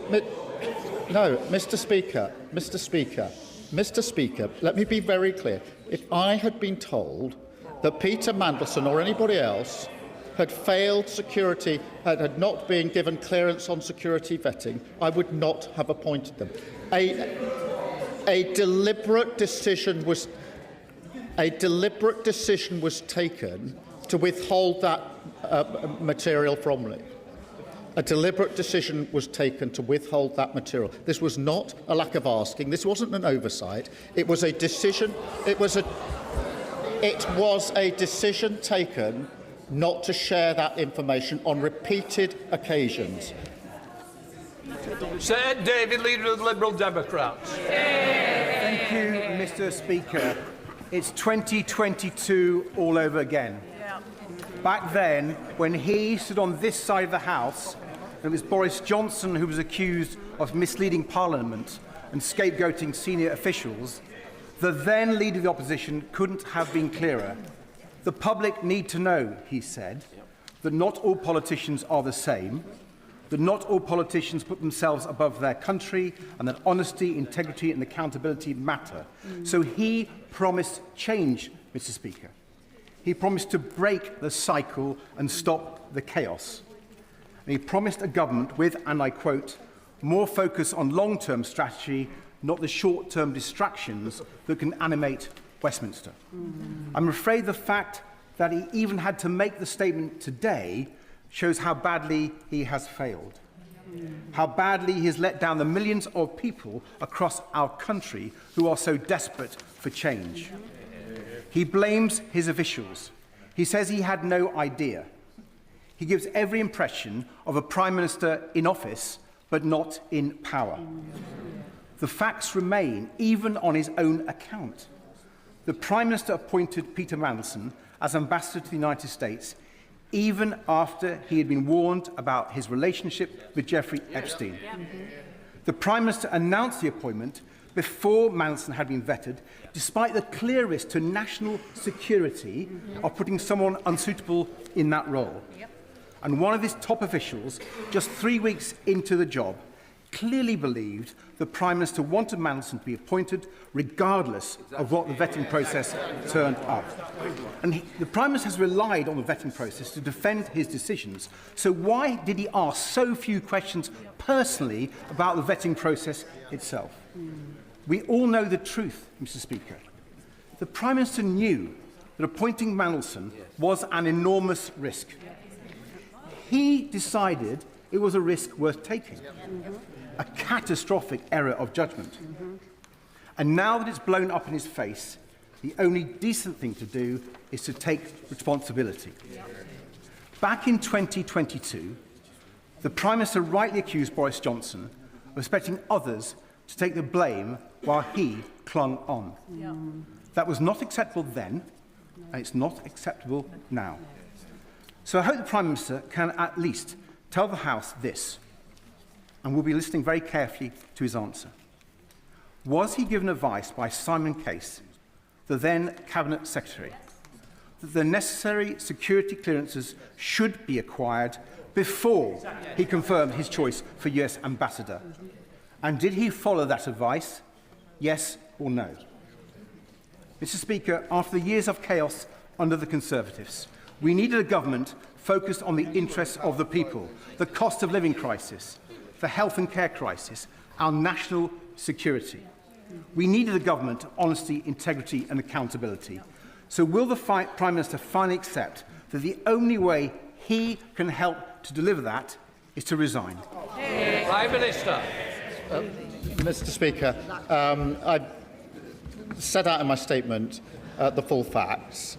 And in September, when the Bloomberg emails came to light, I asked the Cabinet to review the process, then Cabinet Secretary to review the process. He told me the process was as it should have been. And as soon as the information about security vetting came to light last Tuesday, I asked for the facts to be established so I could update Parliament. He asks me about the announcement before developed vetting.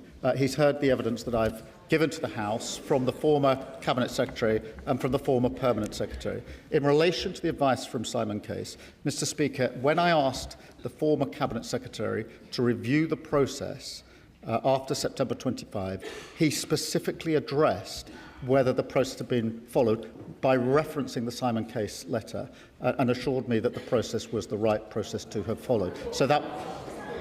So in answer to his question, that was specifically looked at by Sir Chris Wormold in the review that was conducted in September of last year. Dame Diane Abbott. Sorry, Diane Abbott.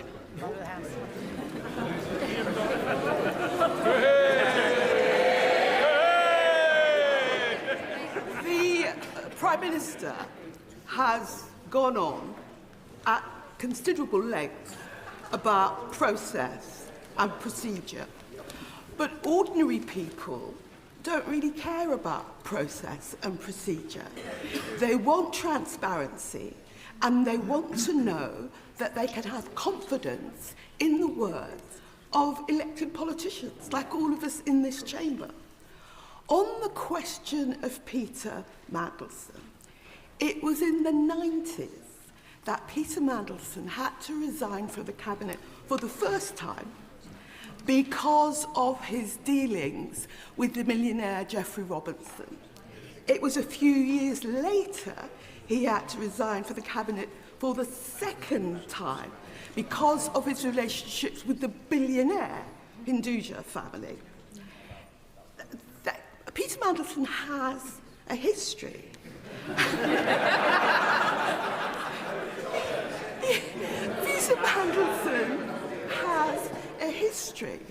And what this House wants to know is why, knowing Peter Mandelson's history, going back now 30 years, and given what has been known, it's one thing to say, as he insists on saying, nobody told me. Nobody told me anything. Nobody told me. The question is, why didn't the Prime Minister ask?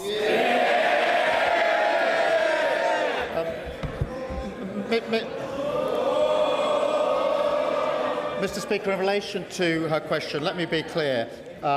I should not have appointed Peter Mandelson. As soon as the further revelations came to light, I asked the Cabinet Secretary to review the process so I could be assured about the process. He wrote to me on the 16th of September, setting out the conclusions of that review and assuring me the process had been followed properly. Simon Hoy, Chair of PACA.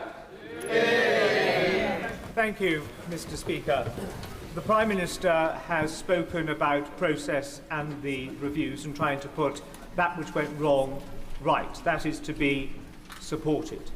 But he's also asking the House and the country to believe that, notwithstanding a front-page media splash that Peter Mandelson had failed the vetting process, that there was nobody in Number 10 or in any government department that even thought to say, is there any truth in this? Could I have a briefing on that? We need to knock this story down. If nobody asked, that is the shameful thing. And if nobody asked, does it not say to the Prime Minister that the operation of his government, which seems to be process, strategy, review, never my fault, is not sustainable and is not welcomed by the country at large? In answer to his question, the FCDA was repeatedly asked, in light of inquiries, the same answer came back because a clear decision had been taken that this information was not going to be disclosed. And it wasn't disclosed to me, let alone to anybody else. So yes, repeatedly the FCDA was asked, the same answer came back as the answer that was given to me. The decision was that I wasn't to know and nobody else was to know. That was wrong. John MacDonald. Can I say that on this side of the House at least, to my honourable friend, many will appreciate his apology today. But many of us will remain bewildered still why that appointment took place, despite the warnings that many of us gave him. And isn't the reality this, that when he sought to realise his ambition to become leader of the Labour Party, with very little base within the party, he became dependent on McSweeney and Mandelson and Labour together to organise, fund his election. And that when he became Prime Minister, the reward for McSweeney was control of Number 10, and for Mandelson, the highest diplomatic office. And the message, the unspoken message to civil servants was, what Mandelson wants, Mandelson gets. This has damaged the party that I've been a member of for 50 years. I urge him to take steps to clear this toxic culture out of our party and take the first step by having an independent inquiry into Labour together. Prime Minister. Mr. Speaker, can I just deal with what's at the heart of that question in relation to an unspoken message to civil servants? I don't accept that, Mr. Speaker. It is simply not good enough on a question of national security where clearance, the recommendation is clearance be denied, for anyone, particularly senior civil servants, to do anything other than provide me with the relevant information, and that is what should have happened in this case. Sir Jeremy Wright. Very much, Mr. Speaker. The Prime Minister has been very clear about his view of the urgency of his response since he learned of this vetting information. So I want to ask him about the events of last week. He will know that the Intelligence and Security Committee asked for any information relevant to vetting to be supplied to it in the first tranche of information we were to consider. We didn't receive anything about vetting at that time. The Prime Minister has told us now that on Tuesday evening he became aware of the information he has set out. But the Intelligence and Security Committee was not told about the existence of that information. Information the Prime Minister must have recognised was within the terms of the humble address and would need to be supplied to the ISC. We were not told by his officials about the existence of that information until Thursday, after it had been published its existence had been published in the Guardian newspaper. So I am bound to ask the Prime Minister this. If that information's existence had not been disclosed by the press, would we have been told about it? And if so, why did the ISC have to learn of its existence from the Guardian and not from the government? Prime Minister. Thank you for his question, and the answer is yes, it would have been provided to the committee, and I think, as he acknowledged, it has now been provided to the committee. The reason for the delay is, on Tuesday night, I found out simply that the recommendation had been made to deny clearance, and yet clearance had been given. I wanted to understand who gave that clearance, on what basis, and who knew about it, so I could update the House and obviously make the information available to the committee. And that's what I asked on Tuesday night my officials urgently to do, so that the full picture could have been put before both the House and the committee. And I'll make sure that the full picture is put before the committee. Alistair Struther. Thank you, Mr. Speaker. Many of my constituents are rightly appalled that someone who betrayed not just our country but every single victim of Jeffrey Epstein was able to serve in such a prestigious position. Whatever the judgment in the security vetting file, that decision to appoint him was wrong, and I welcome the Prime Minister's owning an apology for that moment. But many of my constituents are also rightly concerned to learn that not a single democratically elected official in government was informed about that decision. Given this, what undertakings is the Prime Minister instigating right across government to ensure that in the future it's our democratic decision makers who are putting the full picture for these crucial judgments? Prime Minister. Can I thank him? And Mr. Speaker, that is precisely why I've asked for the entire developed vetting process to be reviewed by Sir Adrian Fulford. And I've made it absolutely clear to this House and to the civil service that my strong view is that the information that was not provided to me could have been provided and should have been provided. Umbrella. Thank you, Mr. Speaker. The Prime Minister wants us to focus on process and not his judgment. But this entire episode is the direct result of his decision to make a direct appointment to one of the most senior roles in the FCDO of somebody who was wholly inappropriate for the role. So can the Prime Minister at least confirm to the House that this was a singular error of judgment and that his number 10 operation has not proposed political appointee for any other senior role in the FCDO? Prime Minister. In relation to the decision, yes, it was my decision. It was an error of judgment, and that's why I've apologised to the victims of Epstein. I've done it again today, and right to do so. In relation to the second point of his question, whether any other political appointments, I will have to just check on that and get back to him, because I'm not. There are very many appointments made. There are very many appointments made to senior positions, and I will just check that for him. Mr. Speaker, the House and the public understand the importance of independent security vetting and why sensitive personal information must be protected, but they are also shocked that decisions of such significance could be taken without the knowledge of the Prime Minister. I have worked closely with the Prime Minister and know how seriously he takes national security and accountability to this House. So can the Prime Minister set out what steps he will take to remove any ambiguity, so where there are serious concerns, those risks are flagged to ministers, ensuring that accountability to this House and to the country is always upheld? Prime Minister. I thank her for her question, Mr. Speaker. That is why last week the Chief Secretary removed suspended the power of the FCDO to make a recommendation or to take a decision contrary to the recommendation of UK SV. Sir David Deft. Mr. Speaker, the Prime Minister has twice rebuffed first the Leader of the Opposition, then the Leader of the Liberal Democrats, when they said that the then Cabinet Secretary's advice to the Prime Minister was to get the clearance before the announcement. So I'm going to read in one sentence from a document entitled Options for HMA Washington from the Cabinet Secretary of the day to him personally. It says, if this is the route you wish to take, you should give us the name of the person you would like to appoint, and we will develop a plan for them to acquire the necessary security clearances and do due diligence on any potential conflicts of interest or other issues of which you should be aware before confirming your choice. The House doesn't want to hear about what Mr Wormold said a year later.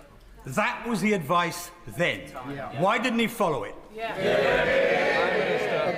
Mr Speaker, he reads out the passage from Mr Case's advice. The process that was followed was what I understood to be the usual process. In other words, the appointment was subject to the security vetting. It is why, when Sir Chris Wormold looked at it in September, he addressed the question by reference back to Simon Case's letter, because I wanted to know the process that had been followed was the right process, and that is what Sir Chris Wormold looked at. He looked at it expressly by reference to the Simon Case letter that has just been read out, and assured me that the right process was followed when he reviewed it. Belter. Thank you, Mr Speaker. Anybody who knows the Prime Minister will know full well that he would never, ever deliberately mislead this House. But the reality is this, Mr Speaker, ex post facto vetting is utterly pointless when the appointment is political. And the trouble, Mr Speaker, that we all face is that trust in the Prime Minister and in politics is diminishing as this sorry saga continues. So in the 17 days we have leading to those very important elections, never mind question, those very important elections, what does the Prime Minister propose to do to win back the trust of the country? Prime Minister. Mr Speaker, in relation to his point about vetting in relation to political appointments, I don't agree, but I do agree that the due diligence for direct ministerial appointments should be the same as for any other appointments. It clearly wasn't, and that's why in September I ordered that it be changed in order to make sure it is the same process, whether it's a direct ministerial appointment or any other appointment. In relation to the country, Mr Speaker, it is important that we remain focused on the cost of living and on dealing with the war on two fronts that we face in this country, and I intend to do that. Stephen Flynn. Mr Speaker, the harshest and most important truth in this entire process is that the Prime Minister of the United Kingdom chose to proactively ignore the victims of Jeffrey Epstein when he made the political choice to put Peter Mandelson in as the UK's most senior diplomat in the United States of America, despite knowing that he had maintained a friendship with Jeffrey Epstein himself. We have since seen Peter Mandelson be investigated for potential misconduct in public office, and we, of course, now learn through the media that Peter Mandelson had failed his security vetting. The Prime Minister blames all of this, all of it, on the judgment of others. But I'm interested in his judgment. Does he believe himself to be gullible, incompetent, or both? Yeah. Prime Minister. Mr Speaker, I thank him for his question. I've laid out the relevant facts. It is absolutely clear that nobody is suggesting that this information was made available to me. It clearly wasn't made available. It should have been made available, and I would not have made the appointment had it been made available. That is why I set out the facts in some considerable detail to the House, with relevant quotes from all the relevant players in this. Stella Creasy. Thank you, Mr Speaker. The Prime Minister is being candid about some of the challenges in this process. I'm sure he will share the frustration across this House that revelations keep coming and this matter keeps coming back to Parliament. Now, he says that he has acted to prevent any further challenges in the vetting system for the government for senior appointments. Can he therefore give all of our constituents and this House the reassurance that he has no further sense there will be any challenges to any other senior appointments through the vetting process that this government has made?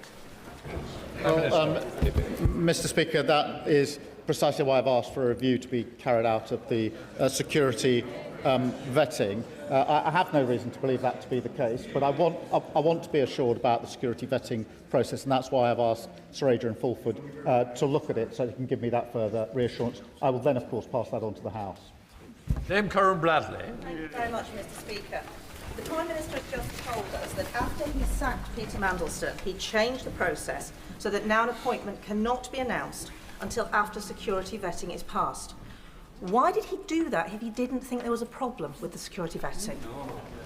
Well, Mr. Speaker, in September, it became clear to me that in relation to the due diligence that had been carried out by the Cabinet Office, Peter Mandelson had been asked questions by my staff and given answers which were not truthful. That was exposed by the Bloomberg emails. At that point, I became concerned about the entire process. I asked for the review of the process by Sir Chris Wormold, which he carried out, but I also made it immediately clear that I would change the due process so that whether it's direct ministerial appointments or any other appointments, the same process was gone through. And I also wanted to make it clear that I didn't think that it was right that appointments should be announced before security vetting was gone through in any circumstances, and therefore I changed it straight away. Rachel Blake. Thank you, Mr. Speaker. My constituents are deeply concerned about the appointment of Peter Mandelson, and they want to see complete transparency going forward. I'm really concerned to read that the civil servants in the Cabinet Office may have had this information about a month ago, and it has taken them this long to be able to be in a position where they can share the information with the democratically elected person making this appointment. What can the Prime Minister share with us today so that we don't have to face this type of issue going forward? Prime Minister. Can I address that head on? Because what happened was that the information came to the attention of senior civil servants who were in fact doing the compliance work on the humble address. When they saw the information about developed vetting, they took legal advice straight away to ask whether it was legal to disclose that to me. They got that advice, and as soon as the advice was given, they disclosed it to me straight away last Tuesday. That was the right and appropriate thing for them to do. There's no criticism of what they did. Rachel Gilmore. Thank you, Mr. Speaker. We know that last September, MI6's finding that Mandelson's compromising business interests was accurate. I mentioned it myself on September the 15th in 2025. He failed his security vetting. We also know the former Cabinet Secretary advised the Prime Minister to carry out security clearance for Mandelson before his appointment. It was reported in the Times yesterday that Mandelson was given strap, very, very highest security vetting, well beyond DV, despite being failed for DV. It is likely that the Americans will have serious questions about what secrets of theirs a compromised British ambassador might have accessed. Despite all this, we also know that the PM and Number 10 were utterly determined to appoint Mandelson as ambassador to DC, come hell or high water. My question is why? Prime Minister. Can I assure her that I have ordered a review of any national security issues arising in relation to what I found out last Tuesday, and I'll obviously update the House when that review is complete. Dr. Rupa Hutt. Thank you, Mr. Speaker. And I also thank the Prime Minister for his heartfelt statement. And, if we're judging parties on actions, not words, for reviving the post of anti-corruption czar. It was vacant for 3 of his predecessors, years and years, starting with Boris Johnson's lockdown breaches. So can I ask the Prime Minister, now that we have the heavyweight Margaret Hodge in post, what plans does he have for this broader policy area? Well, I'm sure that Margaret Hodge will do a very good job in that role, as she's done in so many other roles previously. Sir Julian Lewis. Who first suggested to the Prime Minister that Mandelson should be appointed as our ambassador to the United States, or was it just his own idea? Did it never cross his mind that Mandelson was at risk of failing the vetting process? And before sacking Oliver Robbins last week, Did the Prime Minister ask him why he overruled the verdict of the security vetters, and if so, what was his explanation? I did ask him, and I didn't accept his explanation. That's why I sacked him. Rachel Maskell. Thank you, Mr. Speaker. At the beginning of February, in February 2026, we learnt that Peter Mandelson had shared highly sensitive government information with Jeffrey Epstein from the former Prime Minister Gordon Brown. At that juncture, if I was in his shoes, I would have been forensic in recognising a security risk and wanting detailed answers.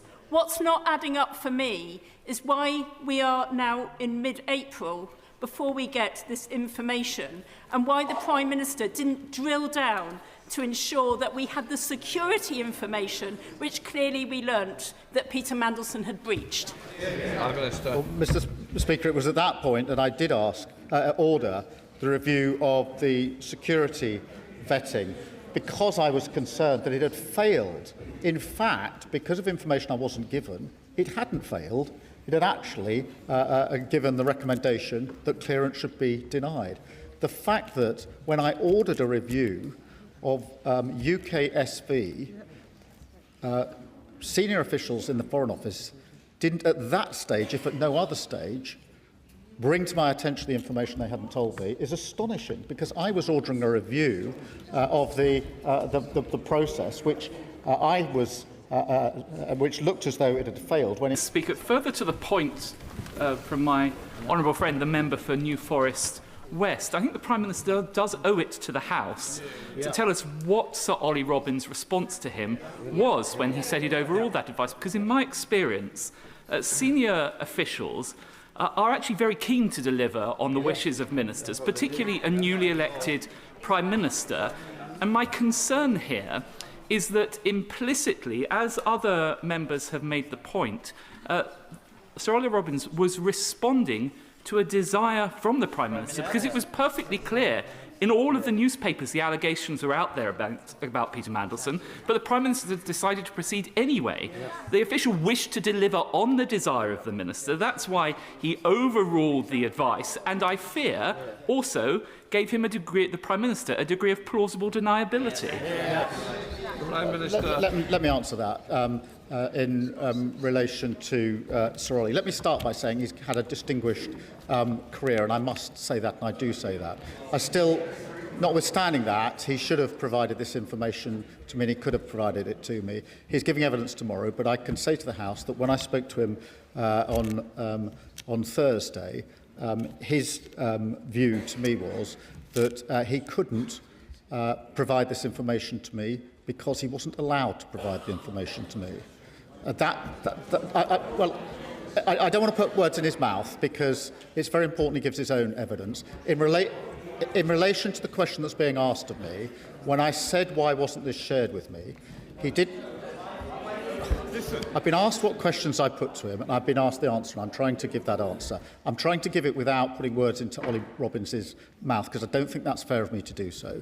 But what he said to me was essentially that he took the view that this process did not allow him to disclose to me the recommendation of UKSV. No doubt he'll be asked further questions about that. He did. That is the reason that he gave to me. Sarah Champion. There are 61 conflicts raging around the world. I've never known international diplomatic relationships be more fractured. FCDO is pushing through 40% cuts of aid and 25% cuts of staff, all under the watch of the Permanent Under-Secretary. So can I ask the Prime Minister, what risk assessment was carried out before he was removed? Prime Minister. Mr. Speaker, I was dealing with a various issue. I asked my team to establish urgently the facts on Tuesday night.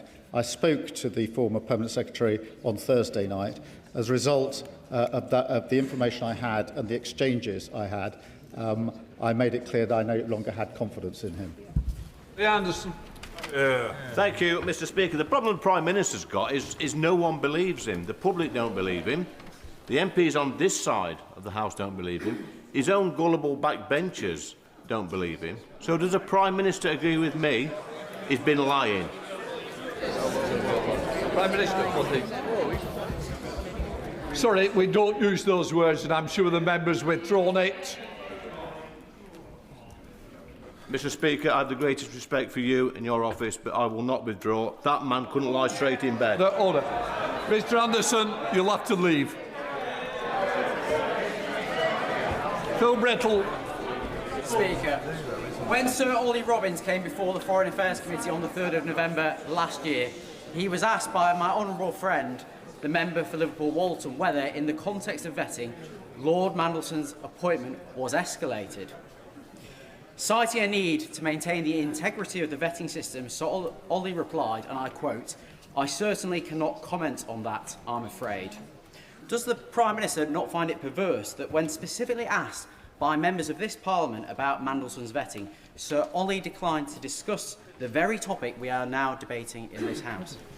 Prime Minister. Well, I've read that evidence, and it remains my strong view that the recommendation of UKSV could and should have been shared with me, and could have and should have been shared with the Foreign Secretary, and thus with the Select Committee, and it should have been. Andrew Mitchell. Thank you, Mr. Speaker. Further to the question raised by my right honourable friend, the member for Hartsware, Mr. Speaker, is it not pretty poor form that the Prime Minister shovels the blame for this, particularly onto Ollie Robbins, a fine and experienced civil servant who was appointed 2 days after the Prime Minister's Mandelson announcement? Surely, Mr. Speaker, the buck stops at the top. Prime Minister. Can I say again, Sir Ollie Robbins has had a distinguished career, and I've worked with him over a number of years. Nonetheless, he could and should have shared this crucially relevant information with me before Peter Mandelson took up his post, and he should have done at various points after that. And it was because of that that I lost confidence in him. That doesn't mean he hasn't got a distinguished career. He does have a distinguished career. John Davey. Thank you, Mr. Speaker, and I thank the Prime Minister for his statement. I know the Prime Minister is aware that public confidence in politicians needs to drastically improve in order to retain the public's trust. With this in mind, Reform has been accepting donations from millionaires in cryptocurrency, making it difficult to trace who actually funds them. Does the Prime Minister agree that Reform relying on millionaires' dodgy cryptocurrency is a security risk? Mr. Speaker, we've taken a number of measures in relation to crypto. Irrelevant, don't worry, let's move on. Stephen Bartley. Thank you, Mr. Speaker. In the readout of the Prime Minister's meeting on the 15th of April on vetting, it says, and I quote, "There is no evidence that the decision to grant DV, despite the UKSV advice, had been disclosed to anyone outside FCDO and UKSV until the vetting document itself was shared with the Permanent Secretary of the Cabinet Office." Is he therefore saying that neither the Chair of the Joint Committee on Intelligence nor the National Security Advisor were aware of this security risk with our most important strategic ally until the vetting document itself was shared with Cat Little? Yes, Prime Minister. So sorry. I understand that to be the case. Obviously, no, I'm only saying that it wasn't my decision to withhold it. I understand, if I've understood Sir Ollie's position correctly, that his argument is he can't share it, or he couldn't share it with anyone. With anyone. That's as I understand it. It certainly wasn't shared with the National Security Advisor. I don't think it was shared with anybody else. But it's a question that, as far as I know, it hasn't been until it was seen by my officials, legal advice was taken and shown to me. It wasn't shared with anybody else. Minister Singh Joseph. Thank you, Mr. Speaker. I thank the Prime Minister for his statement and the clarity contained within that, and for his apology again. despite the protestations of leaders of parties opposite and members opposite, and including some on these benches as well, I'm sure everybody in this House agrees that the government of the day should take advice of our intelligence and vetting services and act on it. Yes. In view of everything we have heard, and this is a fundamental question for me, how can government act on intelligence service and vetting advice if ministers never get to receive that advice? Prime Minister. Well, Mr Speaker, in many instances it's the recommendation of UKSV that is effectively the final decision, so of course it's known. In the Foreign Office, there is the additional part of the process in which the final decision is in fact taken by the Foreign Office officials rather than the recommendation of UKSV. That is what has now been suspended, so that in the Foreign Office as well, the recommendation of UKSV is what matters. Gavin Robinson. Thank you very much, Mr Speaker. Mr Speaker, the Prime Minister knows that he is the main character in an ongoing national scandal. And given all the blame apportioned in his statement, it is incredible that only one person has lost their position.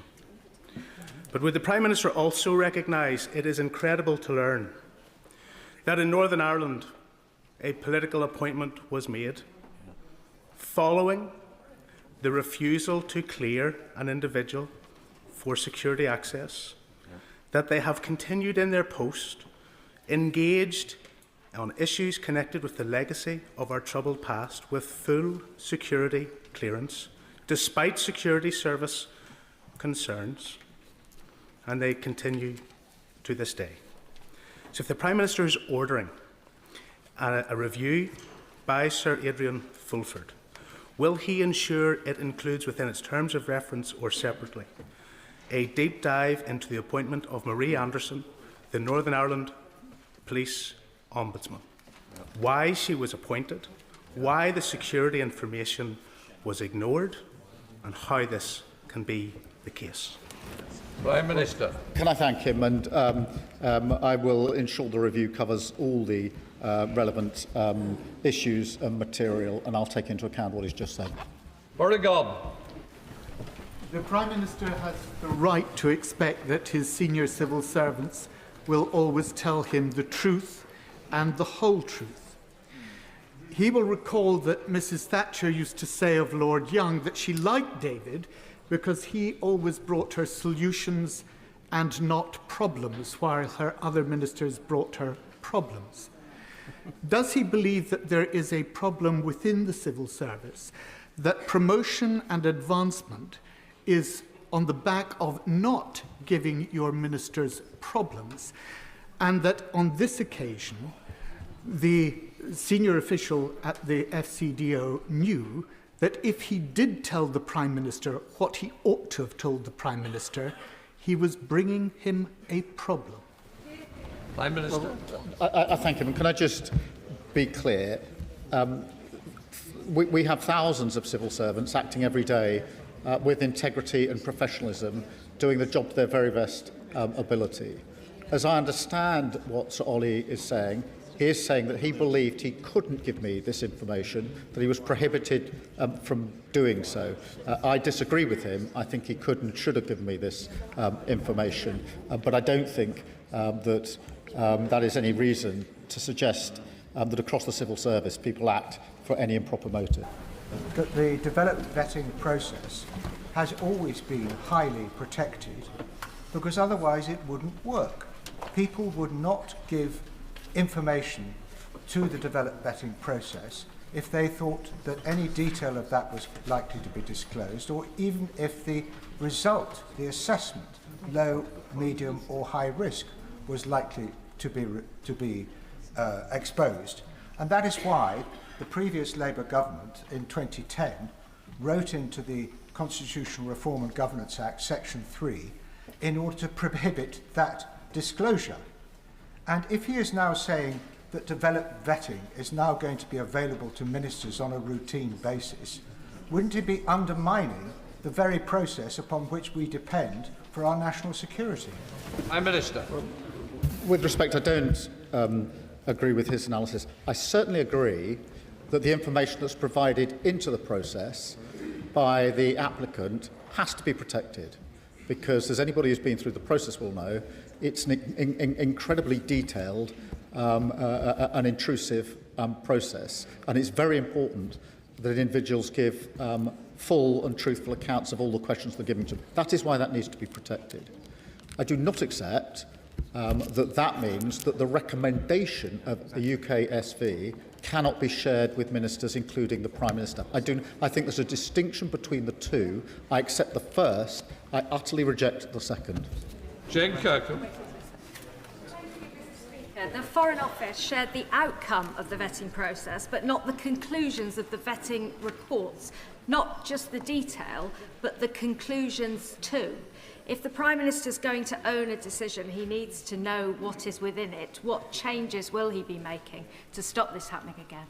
Prime Minister. Well, I thank you for a question, and that's why I've asked for a review of the entire process so it can be looked at from start to finish, including the question of whether there should be any circumstances in which the recommendation of UKSV could not be followed. Lisa Small. Mr Speaker, I'm going to try again because a number of members and right honourable members have asked a question and I'm not quite sure I heard an answer from the Prime Minister. Why did the Prime Minister choose to ignore the advice from the then Cabinet Secretary, Simon Case, to seek security vetting before confirming Peter Mandelson as his pick? I understood the procedure to be that the appointment was made subject to the security vetting. That's what I was told. But the question she raised is the question I raised in September, which is why I asked Sir Chris Walmole to look at the process and in particular, he looked at the advice, the letter from Simon Case, to answer the question, was the process followed? And he gave me the answer that he thought right, having concluded that process. Debbie Abraham. Thank you, Mr Speaker, and I thank my right honourable friend for his statement. But for clarity, could he confirm to whom and when the UK security vetting report outcomes were made available, and also what guidance is given to senior officials on matters that must be escalated to their ministers? Prime Minister. The process was that UKSV informed FCDO of their findings and their recommendation, and then there's an escalation process. It's part of the process in the sense that it is the FCDO in these particular cases to make the final decision, which is what they did in this case. Sir Ian Duncan-Smith. Speaker, I want to return again to the real nub of what this is. The Prime Minister knew, as we all knew, about his representation as to who should actually be the ambassador. In this particular case, a man that had been sacked twice out of Cabinet, but more than that, in the public domain at the time were all his links clear with the Chinese companies and his meetings with Xi. Furthermore, his time in Sistema, where he stayed there after 2014 and the invasion, not just for that, but his meetings with Putin, and, of course, his relationship with Deripaska, who was negotiating on the tax levels and the tariffs on aluminium when he was the EU Commissioner responsible. So with all of that going on, his announcement of this man into the ambassadorial position, why did he think that therefore he didn't know something about him? He knew he was corrupt, he was corrupting, and he was the wrong choice. Surely that's why he overturned Case's review, Case's advice to have the review before he made the decision. Exactly. Prime Minister. No, that's not the case. But the judgment call to appoint him was my judgment call, and that was an error, and I've apologised for it, particularly to the victims of Epstein. But the developed vetting process was carried out in the way I've indicated to the House. I should have been told at the time of the recommendation. Had I been told, I wouldn't have made the appointment. Neil Duncan-Jordan. Thank you, Mr Speaker. Today's statement may well be about process and procedure, but surely, Prime Minister, the real issue is why, when Peter Mandelson's reputation was already known, was he ever considered for such an important role? Prime Minister. Well, Mr Speaker, I've accepted that that was my decision and I've apologised for it. Ellie Chalmers, Dr. Ellie Chalmers. Thank you, Mr Speaker. The Prime Minister says it's staggering and unforgivable that he wasn't told about the vetting. But what's really staggering and unforgivable is that he appointed Peter Mandelson before the vetting, that he appointed Peter Mandelson knowing about his friendship with the paedophile Jeffrey Epstein. What's unforgivable is that the Prime Minister was more concerned with pandering to Donald Trump than with standing with the victims and survivors. Now, the Prime Minister has not accepted a simple sorry from his civil servant. He thinks that's inadequate. The country thinks a simple sorry is inadequate from him. Will he take personal responsibility for his staggering and unforgivable errors of judgment and resign? Prime Minister. Mr Speaker, I've set out to the House the facts of what happened in this particular case, and I am staggered and I find it unbelievable I wasn't given the information I should have been given. Richard Bergen. Thank you, Mr Speaker. The Prime Minister made the political decision to appoint Peter Mandelson, but central to that decision, along with other policy and political position decisions, would have been the Prime Minister's former Chief of Staff, Morgan McSweeney. So can the Prime Minister confirm to the House whether Morgan McSweeney passed all his security vetting, and confirm whether or not Morgan McSweeney ever handled documents for which he had anything other than the appropriate level of clearance? Prime Minister. All the appropriate necessary developed vetting has taken place in number 10, and everybody has passed that. Everyone passed it. Francois. Thank you, Mr Speaker. If, as we've been assured, there was no law that prevented the Permanent Under-Secretary telling the Prime Minister the outcome of Mandelson's developed vetting, then presumably by the same token, there was no law that prevented the Prime Minister from asking. So can he be very clear with the House on one point? Did he, as Prime Minister, ever ask the question, did Mandelson fail his vetting? And if he did ask that question, who did he ask that question of, and when did he ask it? Prime Minister. Peter Mandelson was given developed vetting clearance. That was the clear position. He was given clearance. That's the facts as I've set them out. Clive Efford. Prime Minister with this House, and he is an eminent lawyer who understands the consequences of deliberately coming here to mislead Parliament. On top of that, he also understands the likelihood of a paper trail unravelling such a deception. So it's inconceivable that he would intentionally mislead this House.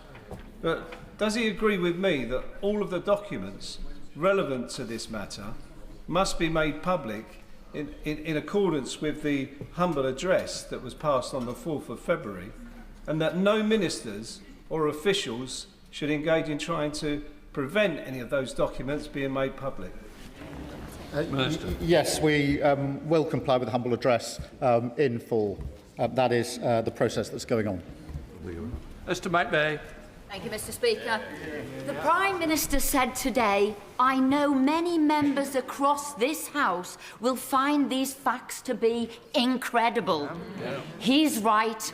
We do, along with his staggering lack of curiosity and his inability to take on board warnings about his good friend Peter Mandelson, because the Prime Minister was given a due diligence document by the Cabinet Office which told him several reasons why Peter Mandelson should not be appointed. Fired twice from government, business dealings in Russia and China, and the fact that he'd maintained a relationship with Epstein after his imprisonment for paedophilia.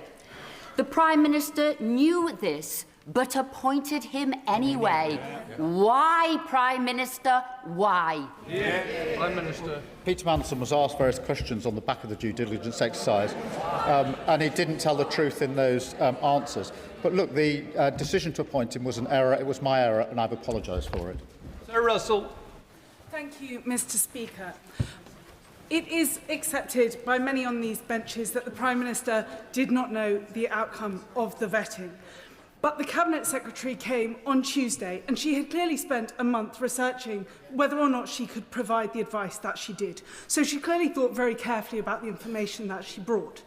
When the Prime Minister then launched an investigation, rather than coming straight to the House with the information that she had provided, was that because the information was insufficient to present to the House? And if so, when was he planning to come to the House?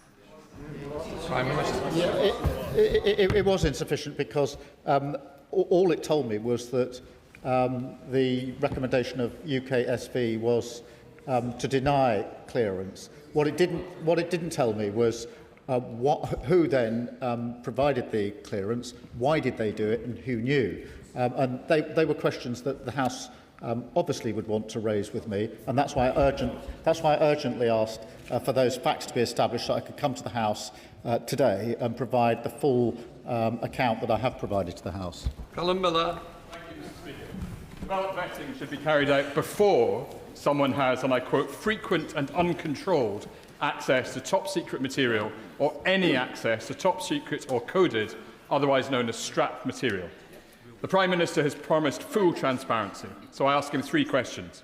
Did Peter Mandelson have access to any top-secret or strap material before his DV clearance on the 29th of January? Did Peter Mandelson have any restrictions placed on his access to top-secret or strap material during his time in Washington? And if so, has the Prime Minister assured himself that Mandelson did not leak any of this material, just as he had leaked commercially confidential material to Jeffrey Epstein under Gordon Brown? Yeah. I do not understand that he had access to strap material before he took up his post as ambassador. He did have access after he took up his post, and that's why I have ordered a review of any security concerns that may arise. Justin Madders. Mr. Speaker, I think we all find it staggering, don't we, that someone can fail their security vetting and still be appointed to such a sensitive and critical role. And it's even more staggering, as we've heard, that the Prime Minister wasn't informed of that failure. Now, I agree with what the Prime Minister said. He didn't need to know the details, but he did need to know that he'd failed the security vetting. And it's in terms of the detail that I want to ask the Prime Minister this. If people didn't know what the concerns were on security for Peter Mandelson, how could any minister, how could any official, how could any other state deal with him on sensitive security issues? I understand the Prime Minister's doing an inquiry into that, but it's very important that Parliament has oversight of that issue, because I'm very concerned there's been another failure there to manage our security interests. Prime Minister, I thank him. In a case such as this, in relation to such a sensitive post, I don't think it's right that somebody should be appointed at all if the UKSV are recommending that clearance is not given. So that would be my position on this. Sir John Hayes.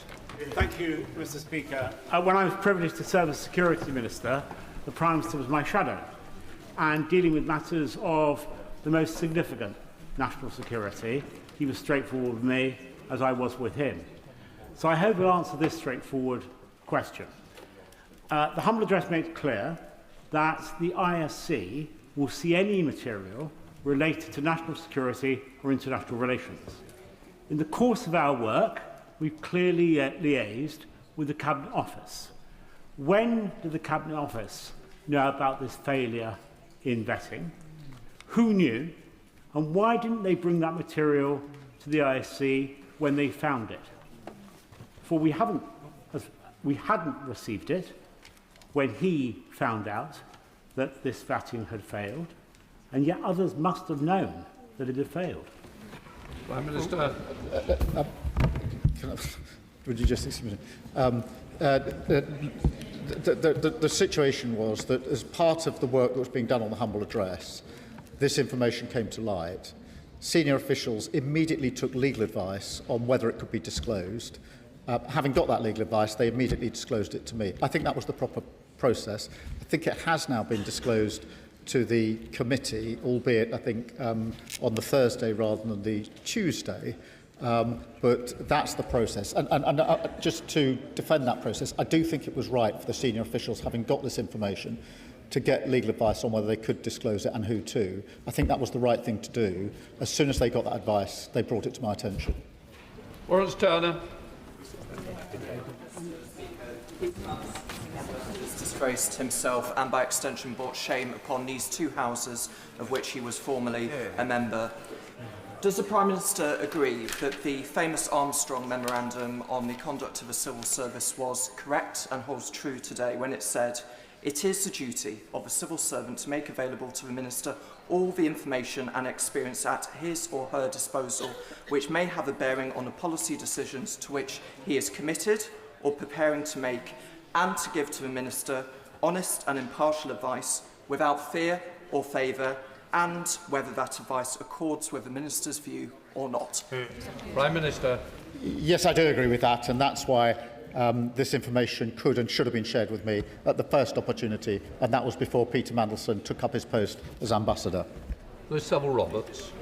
The Prime Minister is hiding behind a thicket of legalese and procedure, but he has a track record of appointing Labour's most favoured sons and daughters to plumb government jobs and into the House of Lords. In Wales, we know all about Labour's crony culture. Who could forget UK Labour's favourite First Minister, Vaughan Gething, propped up by number 10 in spite of dodgy donations, and now tipped for a peerage. But the timing, Mr. Speaker. How will he explain to his party his role in bringing down Labour's century of dominance in Wales in the forthcoming elections? Prime Minister. Well, Mr. Speaker, I'm addressing the question today about the process in relation to Peter Mandelson. I've set that out in some detail to the House and answered a number of questions. Afsana Begum. December 2024, the Prime Minister said in announcing Peter Mandelson as US Ambassador that he had unrivalled experience. This was despite the gravity of what was known about his record and available publicly. Is it not the case that Peter Mandelson's political appointment, which was personally decided by the Prime Minister and announced in public before the security vetting was completed, needed to progress and had to happen? However, it happened because of Mandelson's role in the Prime Minister's own leadership campaign and because it served the interests of one particular faction in the Labour Party. Prime Minister. Mr. Speaker, I don't accept that is a reason for withholding from me the information about security clearance. John Whittingdale. Thank you, Mr. Speaker. The result of the Prime Minister's terrible failure of judgment is that for over a year this country's interests were represented in the United States by someone that our own security services deemed to be a security risk. Will he assure us that an investigation will take place into all aspects where our national security may have been damaged, and that the results of that will be made available to the Intelligence and Security Committee and, where possible, to Parliament? Prime Minister. Yes, I will. Dayali. Thank you, Mr. Speaker. I believe there's two sides to this. One is about process and the other one is about judgment. On process, I believe the Prime Minister, where the Prime Minister was not told about the security vetting clearance, and had he have known, he would have sacked him. That we don't have a problem with, but the problem is, why wasn't he told that, and who's actually running the country, and whether other ministers are kept in the dark by civil servants. On judgment issue, it was wrong and completely wrong in the first place to put Mandelson forward as an ambassador. Will the Prime Minister write to me confirming this week that no one is in position who has failed the advanced security vetting process of all political appointments that have been made? That is included in the review that I've set up, and as soon as I've got the findings, I'll share them with the House. Dave Dougal. Thank you, Mr. Speaker. This saga is drawing to a close, and it will come to a conclusion with the Prime Minister's resignation, whether he can accept that or not. What I can't accept is the ask me no secrets and I'll tell you no lies regime that he expects us to believe prevailed at the very top of government between officials, and not just ministers, but the Prime Minister. He talked a lot today about what he didn't know and what he wasn't told. Well, he knew that Mandelson had a serious human frailty for other people's wealth. We knew that Mandelson was involved with the Russians. We knew that Mandelson was sacked twice as a government minister. Can the Prime Minister explain what was Mandelson's actual qualities that he was pursuing in the role as US Ambassador, and what steps has he taken to contain the serious and measurable breach in national security that his appointment of Peter Mandelson facilitated? Prime Minister. Mr. Speaker, I've made it clear it was an error to appoint Peter Mandelson. There is a review going on into any security issues that may arise. Fleur Anderson. Thank you, Mr. Speaker. I welcome the Prime Minister saying that he should not have appointed Peter Mandelson. In November in the Foreign Affairs Committee, I asked about who sees vetting and was told by Sir Ollie Robbins, obviously the vast majority are relatively straightforward, ones that require more senior judgment and potentially a discussion about managing and mitigating risks are escalated appropriately.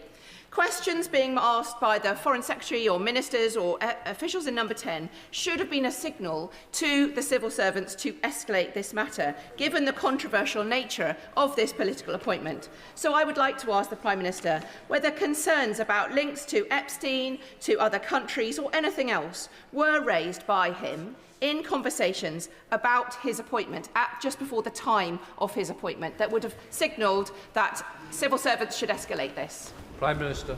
Well, Mr. Speaker, there were two different processes. One was the due diligence process carried out by the Cabinet Office, in which Peter Mandelson was asked questions.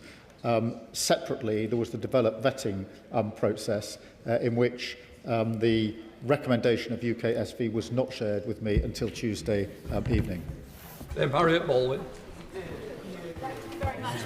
It seems to me that there are two different ways in which a minister can inadvertently mislead this House. One is by the things that they say, but one is by the things that they don't say. And that is why I'm particularly interested in the letter that my right honourable friend, the member for Goole and Pocklington raised, the one from Lord Case, because that seems to have been written to the Prime Minister in November 2024, advising that a political appointment to an ambassadorial role ought to be preceded by full security vetting when it was before it was announced. Now, it was announced by the Prime Minister in December 2024.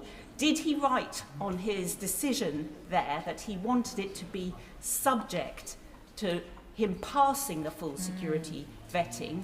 What did he write on his box note? Prime Minister. Mr. Speaker, I understood it to be subject to developed vetting, but it was because of the process that in September 25 I asked Chris Wormold to do a review for me of the process, and he did that by reference back to the Simon Case letter. Thank you, Speaker. I'm sure the Prime Minister is aware of the damage that this saga has done to public trust in politics and in politicians. However, I would like him to confirm that his focus and the focus of his government is on the issues that matter most to my constituents in Banbury, in particular tackling the cost of living. Prime Minister. Well, absolutely, Mr. Speaker. The focus of me and the government is on the fact that we're facing a war on two fronts with serious consequences for our country, and that we absolutely need to deal with the cost of living, which is the number one issue for all of our constituents up and down the country. Richard Ford. Thank you, Mr. Speaker. How did views from the United States administration affect the decision in the Foreign Office to persist with Mandelson as UK ambassador to Washington, D.C. after the vetting advice was received there? Prime Minister. I don't believe that they did. This was UK security vetting carried out in the way I've described to the House. The issue is that the recommendation was not shared with me. That was a matter here in the United Kingdom. Periel Clark. Thank you, Mr. Speaker. Can I thank the Prime Minister for his statement? Could the Prime Minister provide the House with an update on the proposed legislation to remove peerage from disgraced peers like Peter Mandelson, who has fallen so far below what is expected of those serving in the House of Lords? Prime Minister. Yes, I've made a commitment in relation to that legislation, and work is progressing on it. Dame Caroline Downage. Thank you very much, Mr. Speaker. At the risk of stating the obvious, the Prime Minister has based his defence today and over this whole sorry saga around his claim that he wasn't told. He wasn't told that Mandelson failed security vetting. In fact, he said 11 times in his statement that he wasn't told. I'm just wondering how many times and on which specific dates did he himself directly ask for that information? Prime Minister. Mr. Speaker, it's not a claim I wasn't told. I wasn't told, and I don't think anybody is disputing that. The clearance was given on the 29th of January 2025. That information was not provided to me. In September, I did ask specifically about the process. I did ask about the process. Sir Chris Walmond has made it clear to me that in carrying out that review, he was not told about the security clearance recommendation that was made. I think on both occasions that information should have been provided both to me and to the then Cabinet Secretary. Chris Hinchcliffe. I thank the Prime Minister for his statement. In answer to my honourable friend earlier in this statement, the Prime Minister said that he delayed coming to this House so that he could answer, amongst other questions, why UK SV was overruled. It seems wholly incredible that this decision was made on a personal whim by a senior civil servant, and is it not that it was made because of the political pressure from Number 10 to advance a man who a particular faction in the Labour Party has looked to for moral and spiritual leadership for years? So can the Prime Minister explicitly now confirm his understanding of why the decision to overrule UK SV was made? Well, Prime Minister. Mr. Speaker, I don't accept that the view of anyone about Peter Mandelson provides an explanation for not providing me with the information that he had. The recommendation was not to grant him security clearance. We're talking about a very serious issue on a very sensitive case. I clearly should have been given that information, whatever the pressures that are always there in government every day. Robert General. The Prime Minister's aides briefed that he's furious, angry Starmer. But why is it that he only ever seems to get angry when he's trying to save his own skin? Is he not angry about the 600 men who crossed the English Channel on small boats on Saturday? Is he not angry about the people who are queuing up for fuel at the forecourts and can't afford the Chancellor's taxes? Isn't the truth that his government is now so paralysed that its only agenda is cleaning up the mess left by the paedophile pal, Peter Mandelson? I think any minister of any government that hadn't been provided with this relevant information would rightly be frustrated and angry. Emily Darlington. Thank you, Mr. Speaker. I wanted to take a moment during the statement to focus on the young women who were exploited, abused, raped by Jeffrey Epstein and his friends. Years of being trafficked for rape, no one to turn to, and years of people not believing them. The idea that Mandelson would call Epstein's conviction wrongful is disgusting. And I cannot imagine how it felt for the survivors to hear that. The PM was right to sack him, so can I ask the Prime Minister to take the opportunity again to say to those young women that this House believes them and this government stands by them, and is he confident that no person with financial or personal links with sex traffickers would receive DV in the future? Can I thank her? And she's right to focus on the victims in this, and that's why I started this statement by making it clear that this was a judgment error on my part, and the apology I have made is to the victims, because I know the impact that this will have had on them, who have already suffered so very much. Katie Lamb. My right honourable friend, the Leader of the Opposition, asked this question, but I don't believe received a response. Was the Prime Minister aware that Peter Mandelson was a director of Systema before he was appointed? Prime Minister. Mr. Speaker, I acted on the information that was provided to me in the due diligence process. The information that was dealt with in the security vetting process has not been made available to me, nor can that detail be made available to me. It's the recommendation that should have been made available to me. Arthur Brash. Mr. Speaker. One of the things that I find most difficult to understand in this process is that when this scandal erupted in September of last year, and before the Prime Minister came to this place and elsewhere to make statements about it, statements that he must have known would have involved talking about the vetting, why he simply didn't order officials to share the vetting with him. Why didn't he, and does he regret not doing it? Well, I did ask Sir Chris Wilmot to carry out a review.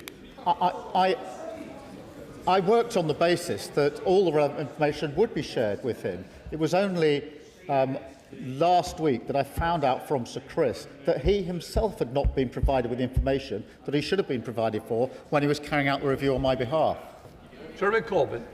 Thank you, Mr. Speaker. Can I take the Prime Minister back to the question asked by the member for Hackney North and Stoke Newington some while ago, when she asked a quite simple question: why the Prime Minister didn't ask any questions whatsoever about the nature of the security clearing that Mandelson had achieved, or why there was any doubt about him, or was he so obsessed with his determination to appoint this tainted figure to be the ambassador to Washington, he just wanted to ignore the rest and the officials just went along with it? Why didn't he ask the simple, straight question?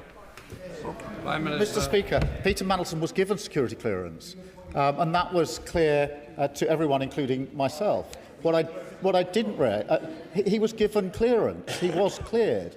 He wouldn't have started the role if he hadn't been given clearance.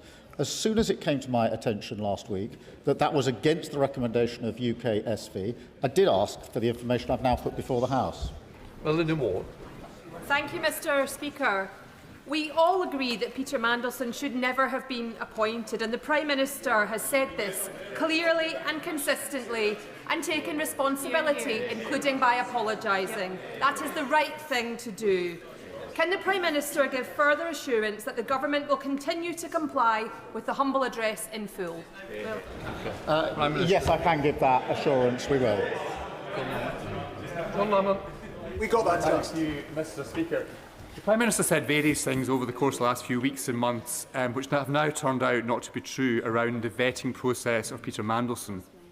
Does the Prime Minister accept he inadvertently misled the House of Commons? Yeah. Prime Minister. No, I did not mislead the House of Commons.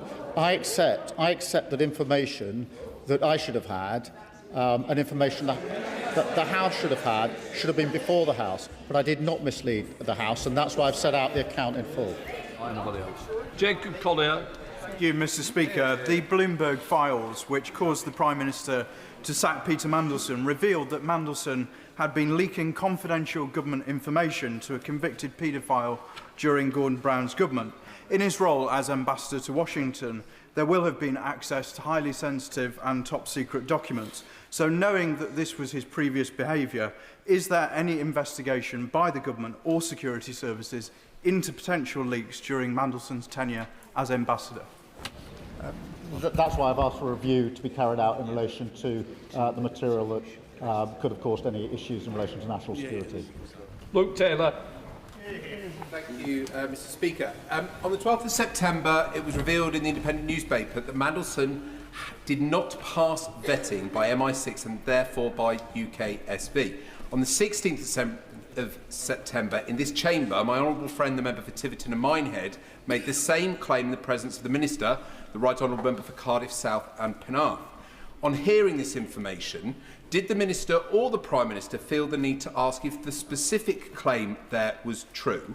And in the response that was given, that DV clearance was granted by the FCDO, as a KC, how did he not see the clear difference between the question that was asked and the answer that was given? And does he not agree with me that, in his own words, his explanation beggars belief? Prime Minister. Mr. Speaker, at various points, questions were asked, and questions were therefore put to FCDO. The answer back was the same because they took the view that was not information they could share with anyone, including myself. Dr. Ellison.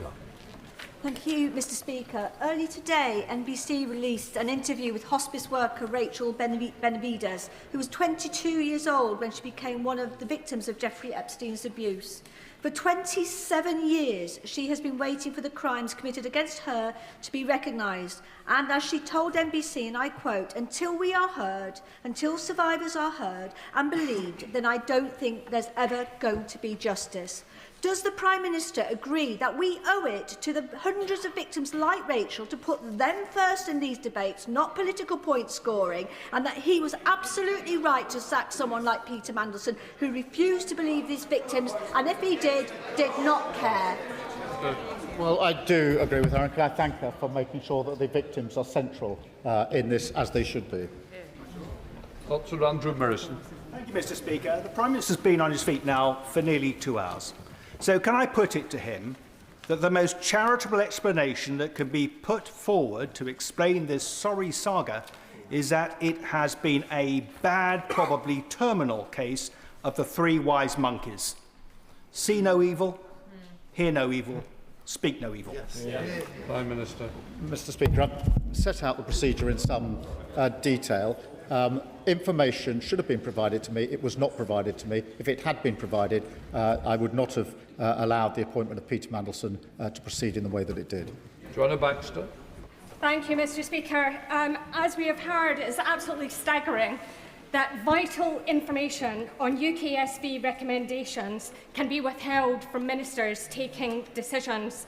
Can the Prime Minister assure the House that in the review he is commissioning, that we examine whether any other instances in which UKSV recommendations against granting DV status, whether there are any other instances of that over not just the period of this government, but the last 14 years, because they have potential to have very serious security implications.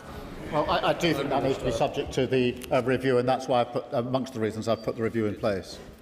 Christine Jardine. Jardine. Thank you very much, Mr. Speaker. It must be clear to the Prime Minister that many of us in this House are totally scunnered with this whole mess. But believe me, that's nothing compared to what I'm being told in the doors in Scotland by voters who feel that they expected and were right to expect more from this government after what they were promised. We've focused on process today, but the Prime Minister wouldn't have had to come here, wouldn't have had to stand at the dispatch box, answer all these questions if he had not made the decision, which he accepts was wrong, to appoint Peter Mandelson. That's the root of this whole thing. So having accepted responsibility, what does the Prime Minister think the consequence should be for that, and how do we restore faith? Can I just help the Prime Minister and help everyone in the room? There's a lot still trying to catch my eye with a lot time. Please help each other. Let's speed up the questions. Prime Minister. Well, Mr. Speaker, I've accepted the error judgment on my behalf, but I was not provided with information. Had I been provided with it, I wouldn't have made the appointment. Kim Johnson. Thank you, Mr. Speaker. This morning, the Scottish Minister said that to deal with an unconventional US administration, we needed an unconventional ambassador. So, Prime Minister, does unconventional now mean appointing a man to a senior position when we know his lies, his corruption and misconduct has provided corruption at the very heart of our democracy now? And can the Prime Minister tell us when he first knew of the evidence and the advice and why he ignored it? Please, let's get other people in. Prime Minister. I first knew last Tuesday, as I've set out to the House.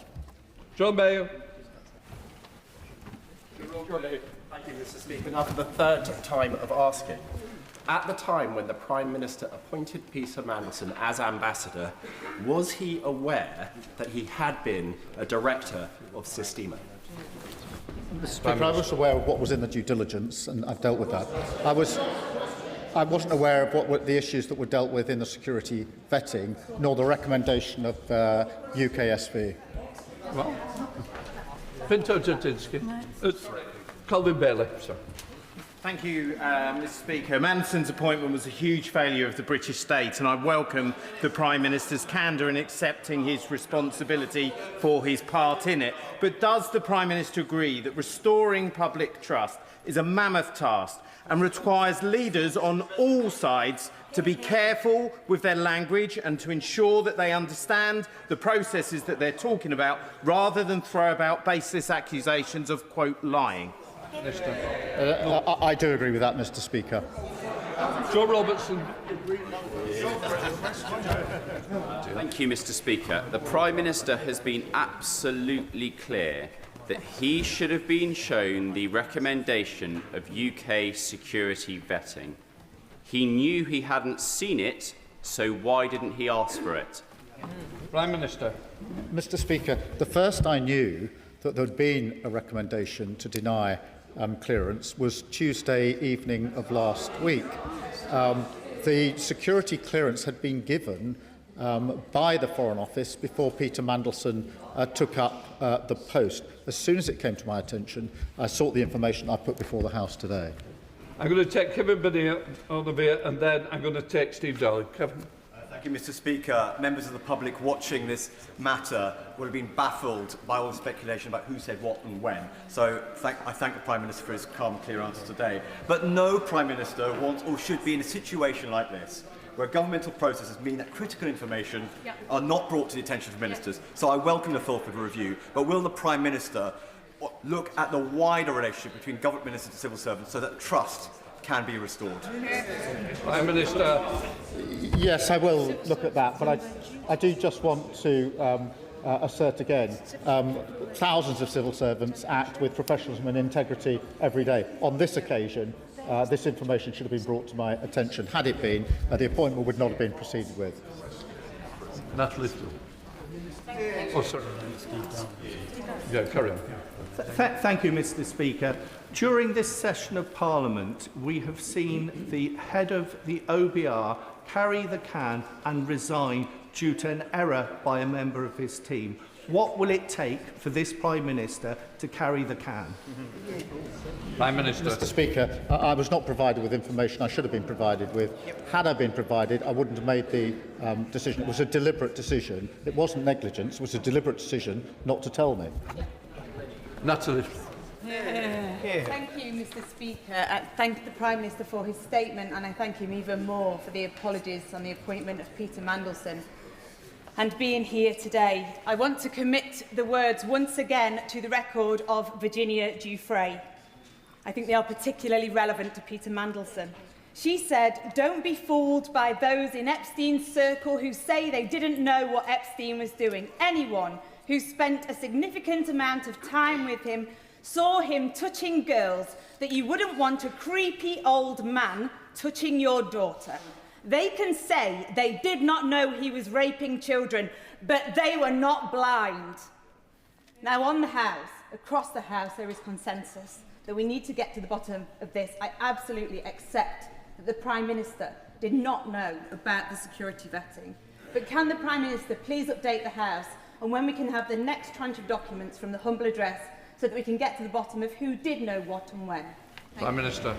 Can I thank her for her campaigning on behalf of these victims and many other victims in relation to abuse, sexual abuse in particular, and her insistence always that we must put the victims first. We are complying with the humble address as quickly as possible, and we will comply with it fully. For Blandred. Thank you, Mr. Speaker. In the Foreign Affairs Committee meeting back in November last year, I asked Sir Oliver Robbins whether the Foreign Office had a different view about who should be recommended for the posting of ambassador. Sir Oliver Robbins said to me that the Prime Minister took advice and formed a view himself, and we then acted on that view. Isn't it the case that the Prime Minister was repeatedly warned before the appointment that Peter Mandelson carried reputational and political risk, including that due diligence was not exhaustive and that vetting was not yet complete, and yet he chose to proceed regardless, announcing the appointment, overriding civil service advice and putting our national security at risk? Prime Minister. Mr. Speaker, I simply don't accept that there's any good reason why I couldn't have been provided with the information that was withheld from me. Had it been provided to me, I wouldn't have proceeded with the appointment. Alison Taylor. Thank you, Mr. Speaker. Can I thank the Prime Minister for such a clear and comprehensive statement? I'm sure the whole House is grateful to him for doing so. Listening to the party opposite, the old adage about throwing stones in glass houses comes to mind. I don't think there are enough glass houses in Scotland to replace the ones that they are breaking today. However, Mr. Speaker, having set the record straight, does the Prime Minister agree with me that it is now the time to return to the important business of government in preserving the country's peace and security? Prime Minister. Yes, I do agree that the absolute focus needs to be on the fact that we're facing a war on two fronts and a cost of living crisis which this government is gripping. Samuel Wilson. Mr. Speaker, the Prime Minister has told us that the Cabinet Secretary gave him bad advice, Peter Mandelson lied to him, and the Foreign Office didn't tell him anything. He's really in danger of being known as the mushroom Prime Minister, kept in the dark and fed. I don't know if I'm allowed to say it, Mr. Speaker. So I'm not saying it. But is the question not that he wished to remain in the dark? He knew in September there was a security vetting, and yet he never asked about it until April of this year. Surely that's an indication that he was quite happy to be kept in the dark because he'd made his mind up anyway. Prime Minister. No, Mr. Speaker. What I did was ask for the process to be reviewed, and Sir Chris Warmold carried out that review. What transpired last week is that information was withheld from him in the review. So I asked for the review. I did ask the questions. He gave me his conclusions. What neither he knew nor I knew was that he too was not told the relevant material in the course of that review. Whereas, Mr. Speaker, and I welcome the Prime Minister's statement, and I've sat here and I've listened today to one Conservative member after another preaching at us about standards of honesty and integrity. Can the Prime Minister remind us whether these are the same Conservatives who voted to change the rules on standards investigations in November 2021 just to get their colleague Owen Paterson off the hook? And can he remind us whether or not the Leader of the Opposition chose to abstain in that debate? It's not relevant, don't worry. Brendan O'Hara.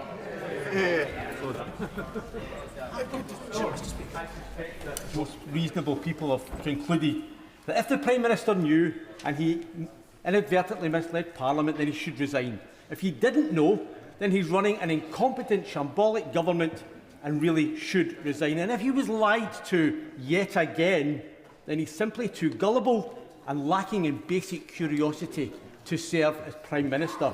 Is the Prime Minister so detached from reality that he's the only person who cannot see that?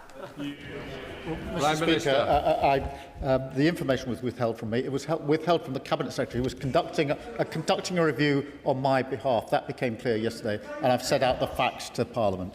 Sir Desmond Swayne. On the 4th of February, at column 780, my right honourable friend, the Leader of the Opposition, asked the Prime Minister, did the official security vetting that he received mention that Mandelson had an ongoing relationship with Jeffrey Epstein? Prime Minister, yes, it did. What on earth was it that he received that he was talking about, which the Right Honourable Lady referred to as the official security vetting, and he said yes, he had received it? Yes, the due diligence report. Ayub Khan. Thank you, Mr. Speaker. I have a degree of sympathy for the Prime Minister, I truly do, because he set out very succinctly how he followed the processes and procedures. But as a member of the Bar, we are taught at a very embryonic stage in our profession that if you take on a client and there's something suspicious, then you contact the ethics line. As a member of the Bar and King's Counsel, that would have been a trait that he was all too familiar with. So can the Prime Minister answer the basic question for the British public? Why didn't he take that basic step? Peter Mandelson was granted developed vetting clearance by the Foreign Office before he took up post. It was only last Tuesday that I found out that that was against the recommendation of UK SV. Joe Morrissey. The Times reported last week that you repeatedly sought assurances from the FCDO that Peter Mandelson had passed security vetting. Is this correct? And when did you seek these assurances? Prime Minister. Mr. Speaker, he got DV clearance before he took up his post as ambassador. That clearance was given by the Foreign Office. I found out that was against the recommendation on Tuesday evening of last week. Helen Maguire. Speaker, I have two brief questions. Was the decision not to give Mandelson DV the view of the head of security in FCDO or only that of Ollie Robbins? And secondly, what information did the Prime Minister know after sacking Peter Mandelson that made him change the appointment process so that, I quote, "Now an appointment cannot be announced until after security vetting is passed"? It seems odd to me that this decision was made if the Prime Minister didn't know that Peter Mandelson had failed the vetting process. So what key information did the Prime Minister know then that made him review the appointment process? Well, the decision to grant clearance was made by the FCDO. In September, it became clear to me the answers to the due diligence that Peter Mandelson had given were not truthful, and that's why I set in place the various reviews that I did, and also changed the approach in relation to when developed vetting checks are carried out. Dave Mandel. Thank you, Mr. Speaker. Is the Prime Minister really saying that in the appointment of Peter Mandelson, he didn't himself consider that there might be issues with his vetting process, given his track record? And isn't it even more incredible that he then didn't query whether there had been any issues with that vetting process? Prime Minister. The fact of the matter is he was given developed vetting clearance before he took up his post as the ambassador, and that was a decision that was taken by FCDO. Zara Sultan. Speaker, in September the Prime Minister stood at this dispatch box and told the House he had full confidence in Peter Mandelson, a man whose relationship with convicted paedophile Jeffrey Epstein was public knowledge. The Prime Minister knew and backed him anyway. Now he claims he had no idea that this twice-fired government minister had failed MI6 vetting, despite journalists putting that directly to Downing Street that very same month. Mr. Speaker, we all know that the Prime Minister appointed Mandelson because he owes his job to him. He appointed him, he defended him, and now he claims to know nothing. He is gaslighting the nation. So let's call this out for what it is. The Prime Minister is a barefaced liar, and if you had any decency left... No, order. Sit and leave. Leave now. I'll name you otherwise. I'd go now if I were you. Leave. I'm not. Leave. I've no name. I've given the option to leave. I'd leave if I were you very quickly. Move before I read it and give me one option. Right, give me that. You have no duties. It's my duty to carry out and control this House. One chance. Do you want to leave now or not? Right. I name Zara Sultana. Minister, I beg to move that the name, the said member, be suspended from the House. Mr. Speaker, call Jane Kitchen. Jane Kitchener. I beg to move that Zara Sultana be suspended from the service of the House. The question is that Zara Sultana be named and leave this House. All those in favour? Aye. Leave. I'm sorry you've done this. I really am. Right. Come on, Rebecca Paul. Thank you, Mr. Speaker. 7 months ago, 7 months ago, a national newspaper ran the story that Mandelson had failed security vetting. So how is it even possible that no one in number 10 knew until last week? Speaker, a number of inquiries were made. Questions were asked of FCDO, and the answer they gave was the same. They did not disclose to me or anyone in number 10 that UK SV had recommended against clearance. Dr. Al Pinkerton. Thank you, Mr. Speaker. When the Prime Minister asked his officials in January 2025, as he surely did, perhaps with an element of surprise in his voice, so Peter actually passed his security clearance, did he? What was the scenario that then unfolded? Did Sir Ollie Robbins declare, "I'm sorry, I can't tell you, Prime Minister, I'm not at liberty to say"? Did he actively seek to mislead the Prime Minister by simply saying, "Yes, Prime Minister"? Or, as seems more likely, did that scenario never take place because the Prime Minister never thought to ask? Mr. Speaker, what happened in January was that developed vetting clearance was given by the Foreign Office. That was the simple fact of the matter. It was only last week I found out the further circumstance I've now set out to the House. Paul Holmes. Thank you, Mr. Speaker, in the box note to the Prime Minister dated the 11th of November 2024, the former Cabinet Secretary, Simon Case, advised the Prime Minister that before appointing a political appointee, he should get security clearance before announcing. The Prime Minister ignored that advice. The Prime Minister's response in that box note is redacted. So I asked him a very simple question. What was his answer on that box note, and will he publish what he said? Prime Minister. Well, Mr. Speaker, I made it clear that my position was that the appointment was subject to developed vetting. I can't, in all conscience, remember what exactly was being redacted. Honestly, well, he's asking me what a redacted. I had the process I'd understood to be subject to developed vetting. That's why I asked Chris Wormald to look at the process and reference back to Simon Case. I'm running this 10 more minutes, that's it. Paul Collar. Thank you, Mr. Speaker. The Foreign Office raised severe concerns regarding Peter Mandelson's links with Epstein, Russia and China in the due diligence report he received before the appointment was announced. The Prime Minister, however, brushed these concerns aside and announced Mandelson as ambassador nonetheless. Given what the due diligence exercise had already flagged, it was surely predictable Mandelson would fail security vetting for those reasons. But Number 10 had already told the Foreign Office, before Sir Ollie Robbins took up his post, to proceed with the appointment. Notwithstanding these issues, that's exactly what he did, by putting in place necessary safeguards. So can the Prime Minister please explain why he's sacked a loyal and brilliant public servant? Prime Minister. Because he didn't bring to my attention information he should have brought to my attention. Had he done so, I wouldn't have made the appointment. Mike Wood. Thank you, Mr. Speaker. The Prime Minister dissembles over what he knew about Starmer and Mandelson, but the Cabinet Office due diligence report sent to the Prime Minister on on the 11th of December 2024 said Mandelson served as a non-executive director of the Russian conglomerate Starmer, which is itself a majority shareholder of RTI, a defence technology company.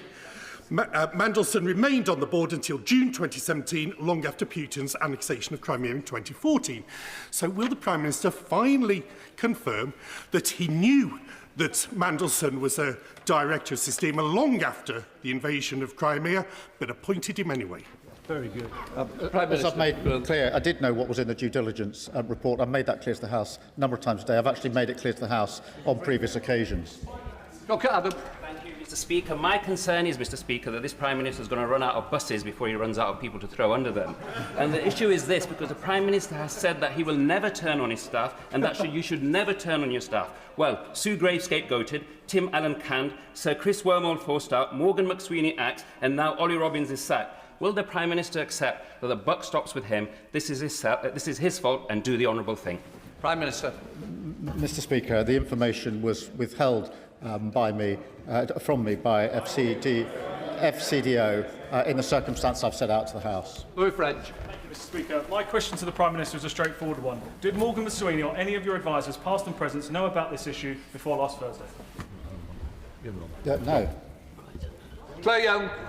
Mr. Speaker, to override the outcome of the developed vetting process, the FCDO must have been under pressure from someone. Ditching a tried and tested ambassador for a high-risk one seems odd behaviour for a Prime Minister who claims to be so fond of proper process. So whose idea was it, and who was applying the pressure? Mr. Speaker, can I just reject the idea that any pressure is a good reason not to disclose to the Prime Minister that UKSV recommended against clearance for a very senior, sensitive appointment. I simply don't accept that that's an adequate reason, whatever the pressure. Dr. Kieran Mother. The Prime Minister is suggesting that the idea the security services had concerns about this appointment was a bolt out of the blue to him 2 weeks ago, despite the fact it was on the front page of a national newspaper in September. But my question is not about the vetting file, because we all know the answer the Prime Minister is going to give. Separate to the vetting file, at any stage was he made aware of element of security services raising concerns about the appointment of Mandelson? Prime Minister. No, Mr. Speaker. What I knew was that security clearance had been given by the Foreign Office in the way I've set out to the House. Saoirse Eastwood. Thank you, Mr. Speaker. My constituents in Lagan Valley and across Northern Ireland and across the UK will be disgusted that we have spent this amount of time discussing this issue when it should have been put to the fore the first time it came in the press. Does the Prime Minister understand that every time we do this and we go through this, we destroy the reputation of this place, no matter who the government of the day is. Your party don't even stand for election in my neck of the woods, so this is not party political. This is about protecting the reputation of this place. Do you understand? Prime Minister. That's why I wanted to give the House all the relevant information, which I've given at some length this afternoon. Good job. Thank you. So we have now established that the Prime Minister did indeed know that Peter Mandelson had been a director of Sistema when he appointed him.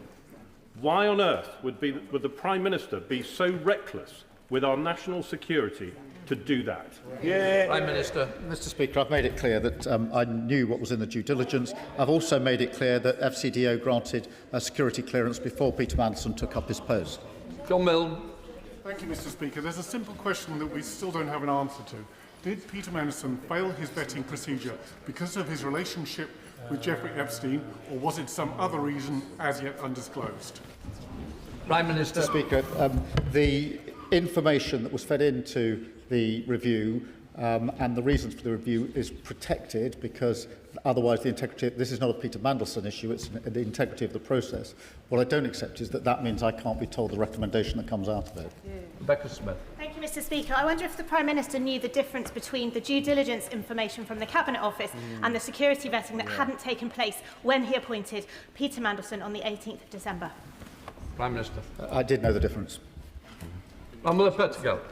Thank you, Mr. Speaker. After years of sleaze and scandal under the previous government, the Prime Minister promised integrity and accountability. But my constituents in Stratford-on-Avon are not seeing change. They are seeing more of the same, a continuity government where warnings are ignored and standards slip. Why should anyone believe that he is still capable of delivering the change that he promised? Prime Minister. Mr. Speaker, I made sure the relevant inquiries were made so I could put the full picture before the House. That is the approach that I've taken, as members have seen this afternoon. Graham Stewart. Thank you, Mr. Speaker. This is a humiliating day for the Prime Minister and for the House and for the whole country. And yet, even still, Mr. Speaker, the Prime Minister isn't being open with us. He's relying on some later inquiry when the Cabinet Secretary told him in writing, in the official briefing, that he must seek a vetting prior to the appointment of a political appointee. That's true, isn't it, Prime Minister? And can you give a straight answer, just for once? As I say, the process was that the appointment was subject to developed vetting checks being carried out. Had I been made aware of the recommendation of UKSV, I wouldn't have made the appointment. What I did after the event was ask Sir Chris Wilmot to look back at the process, which he did according to and by reference to the Simon Case letter, and he assured me the process had been carried out properly. Kruger. Mr. Speaker, if Ollie Robbins could and should have provided this information to the Prime Minister at the first opportunity, as he's said today, surely the same applies to Cat Little and Antonio Romeo and the Cabinet Office officials who sat on this information for nearly a month before bringing it to the Prime Minister when The Guardian started asking questions of number 10. So surely, why does he accept that they needed legal advice to do what he is saying should have been obvious? He sacked Ollie Robbins for not bringing him that information immediately. Why are they still in post? Mr. Speaker, they acted entirely appropriately. They came across the information as part of the humble address exercise. They took legal advice on who it could be disclosed to and disclosed it to me as soon as they got that legal advice. That was the right thing to do. And about subjective. Thank you, Mr. Speaker. On the 4th of February, Peter Mandelson was notified by the Appointments and Interchange Officer from the FCDO that he required strap-level access in addition to his DV. He started the role on the 10th of February. On what date did Peter Mandelson receive strap-level access? Prime Minister. I don't know the precise date, but I'll endeavour to find out. Slow. Mr. Speaker, given it's widely known Peter Mandelson was maintained a friendship with convicted paedophile Jeffrey Epstein, close links in both China and Russia in terms of business, sat from 2 government posts, what I really want to ask the Prime Minister is this.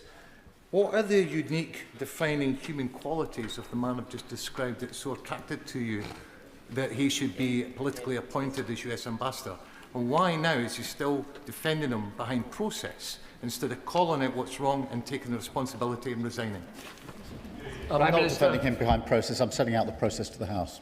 Dr. Neil Shastri-Hurst. Thank you very much, Mr. Speaker. Quis custodiant ipsos custodes. The Prime Minister will know who guard the guards themselves. With that in mind, and holding those in power to account, can he explain why he took more than a week, or almost a week, to come to this House when the public will have been expecting answers much, much sooner? Prime Minister. Because I wanted to know who took the decision, the basis upon which they took it, and who knew about the decision, so I could set out a full account to the House, which is what I've done this afternoon. Alistair. Does it come to this, Mr. Speaker, that this House and the country is being asked to believe that though he is the Prime Minister, making the most critical diplomatic appointment that the United Kingdom can make, that he, the Prime Minister, in the midst of the raging controversy that provoked, never asked if his nominee had been security vetted? Isn't it that is staggering and incredible? And when it comes to our National Security Advisor, what was his role? What does he know? Could the House be told that? Mr. Speaker, the attention on the process began very much in September 25 when the Bloomberg emails were published. That is when I agreed with the Cabinet Secretary to carry out a review of the entire process, and I've set that out at some length this afternoon. David Reid. Thank you, Mr. Speaker. The Prime Minister has chosen to blame his officials for this debacle. So can he confirm that he knows the names of the FCDO civil servants that made the decision to override UK SV on the 29th of January 2025, yes or no? And has he made the decision to spend them all from duty pending a full independent inquiry? Yes or no? Mr. Speaker, I've set out the facts to the House this afternoon. I have ordered a review by Strader and Fulford of security vetting so that if any further changes are needed, we can put them in place. Sir Wrigley. Thank you, Mr. Speaker. I understand that Peter Mandelson's vetting clearance was conditional on him being accompanied to meetings with former clients such as Palantir. Will the Prime Minister clarify why there is no record of his and Peter Mandelson's meeting with Palantir in Washington, and will he tell the House what it was all about? Prime Minister. Mr. Speaker, that was a routine meeting in the course of a visit I was on in the US. Terrible. Mr. Speaker, the Prime Minister is repeatedly telling us that he either was not told or he was not allowed to be told. But what culture has the Prime Minister created around him and across the civil service that no one felt that they could or should tell him this sensitive information? Prime Minister.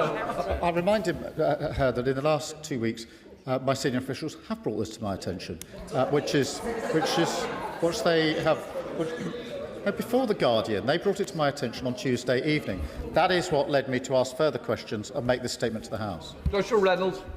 The Prime Minister once promised to end the chaos and to restore honesty and integrity to government. Does he think that appointing a man who called a convicted child sex offender his best pal and whose connections with Epstein were already well known is consistent with that promise? And if it isn't, will he step aside and let someone else end his chaos and restore honesty and integrity to government?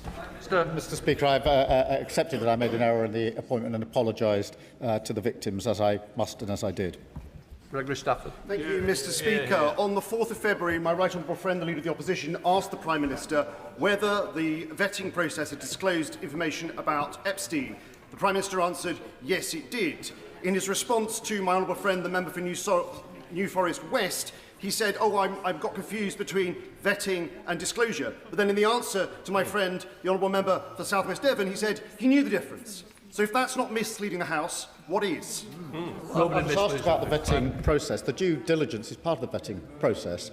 Rather than, as it were, rest on a technicality, I gave the House the information that I had about what I knew from the due diligence. It was clear what the Leader of the Opposition was asking. It was about Epstein. I knew that was in the due process, due diligence, and that's why I told the House about it. Adam Dance. Thank you, Mr. Speaker. The Prime Minister promised that, unlike the Tories, his government would govern well and restore public trust. Yet this whole sorry Mandelson saga has reinforced the belief in Yeovil and beyond that no government or politician can change.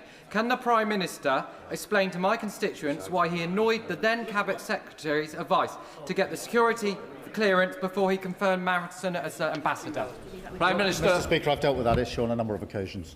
Right, that completes the number of questions. We'll let the front benches change over.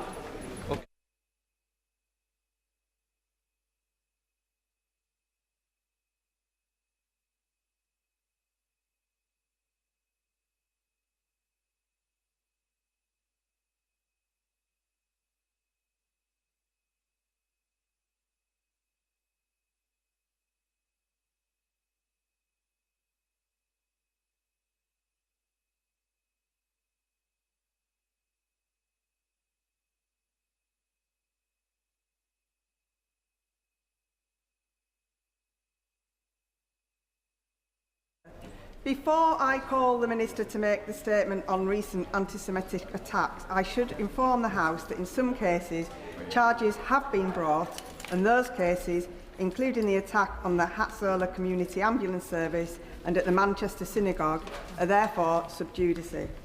In respect of more recent incidents in Kenton and in Finchley, arrests have been made but charges not yet brought.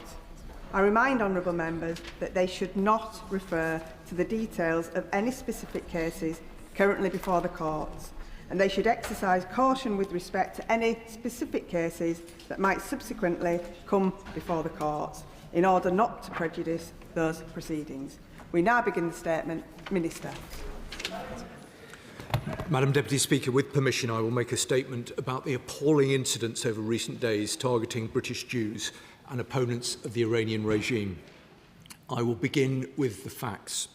Counter-terrorism policing have confirmed that they are investigating a series of arson attacks and incidents that have occurred in London over recent days. These include an arson attack at a synagogue in Finchley on Wednesday the 15th of April, a suspected arson attack targeting a premises in Hendon linked to a Jewish charity on Friday the 17th of April, a suspected arson attack targeting a synagogue in Harrow on the evening of Saturday the 18th of April, and a further incident in the early hours of yesterday morning outside a residential premises in Finchley and opposite a synagogue.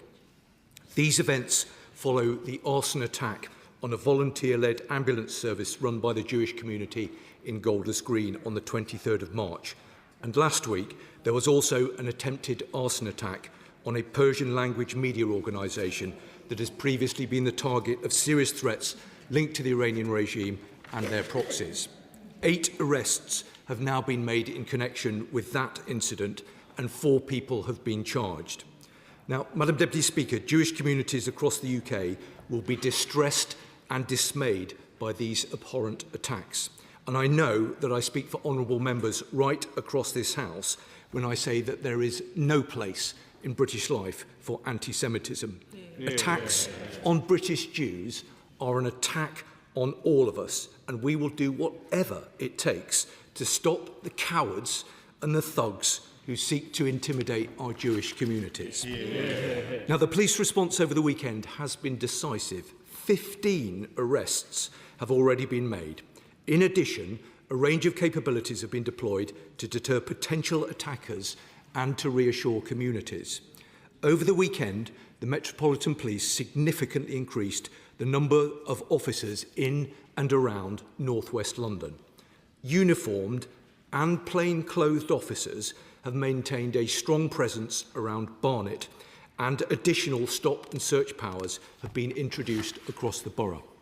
Response vehicles and counter-terrorism policing resources have been deployed alongside local policing to respond to potential threats. Now, to ensure the police response is a sustainable one, the government has already committed an additional £5 million for this financial year to support the deployment of specialist officers across the country to support vulnerable communities under Project Servitor. That is in addition to the record £73.4 million annual funding for protective security at Jewish, Muslim and other faith sites. This morning, I visited Finchley Reformed Synagogue with the Deputy Commissioner and the local MP, member of this House. I met community leaders and saw firsthand the strengthened police presence and the resilience of those affected. I reaffirmed our commitment to protect all those who've been targeted. Now, the government's commitment to supporting British Jews is an enduring one. We are taking firm steps to root out anti-Semitism wherever it appears across public life, from our public services to our universities to our charities and beyond. We are backing up our words with action. This includes launching an urgent review of anti-Semitism within the NHS, introducing mandatory training and investing £7 million to tackle anti-Semitism in schools, colleges and universities. This is a whole of society effort grounded in close engagement with Jewish communities. We are determined to tackle the issues that have a daily impact on the lives of our Jewish communities. Now, an amendment to existing powers will allow the police to deal with repeat protests by taking into account the cumulative effect of protest activity, and the Home Secretary has asked Lord MacDonald to undertake a review of public order laws to ensure people can go about their lives without the fear of intimidation. The Government has also set out its vision for a fair, tolerant and decent country with the recent publication of Protecting What Matters, our action plan to tackle threats to social cohesion and to counter the scourge of extremism. The plan makes significant spending commitments, including £800 million to expand the Pride in Place programme to 40 new neighbourhoods, plus new investment in community resilience, schools linking and local media. This vital effort requires us to work collectively across government and with operational partners, and will be driven forward by my right honourable friend, the Communities Secretary. Furthermore, we are actively protecting Persian language media organisations at risk. This includes tailored security advice and cyber protection through to armed police protection where necessary. We have already seen a number of charges and convictions of those seeking to harm journalists in the UK. And through implementation of the National Security Act and through other means, we are making the United Kingdom an even harder operating target for hostile actors. Madam Deputy Speaker,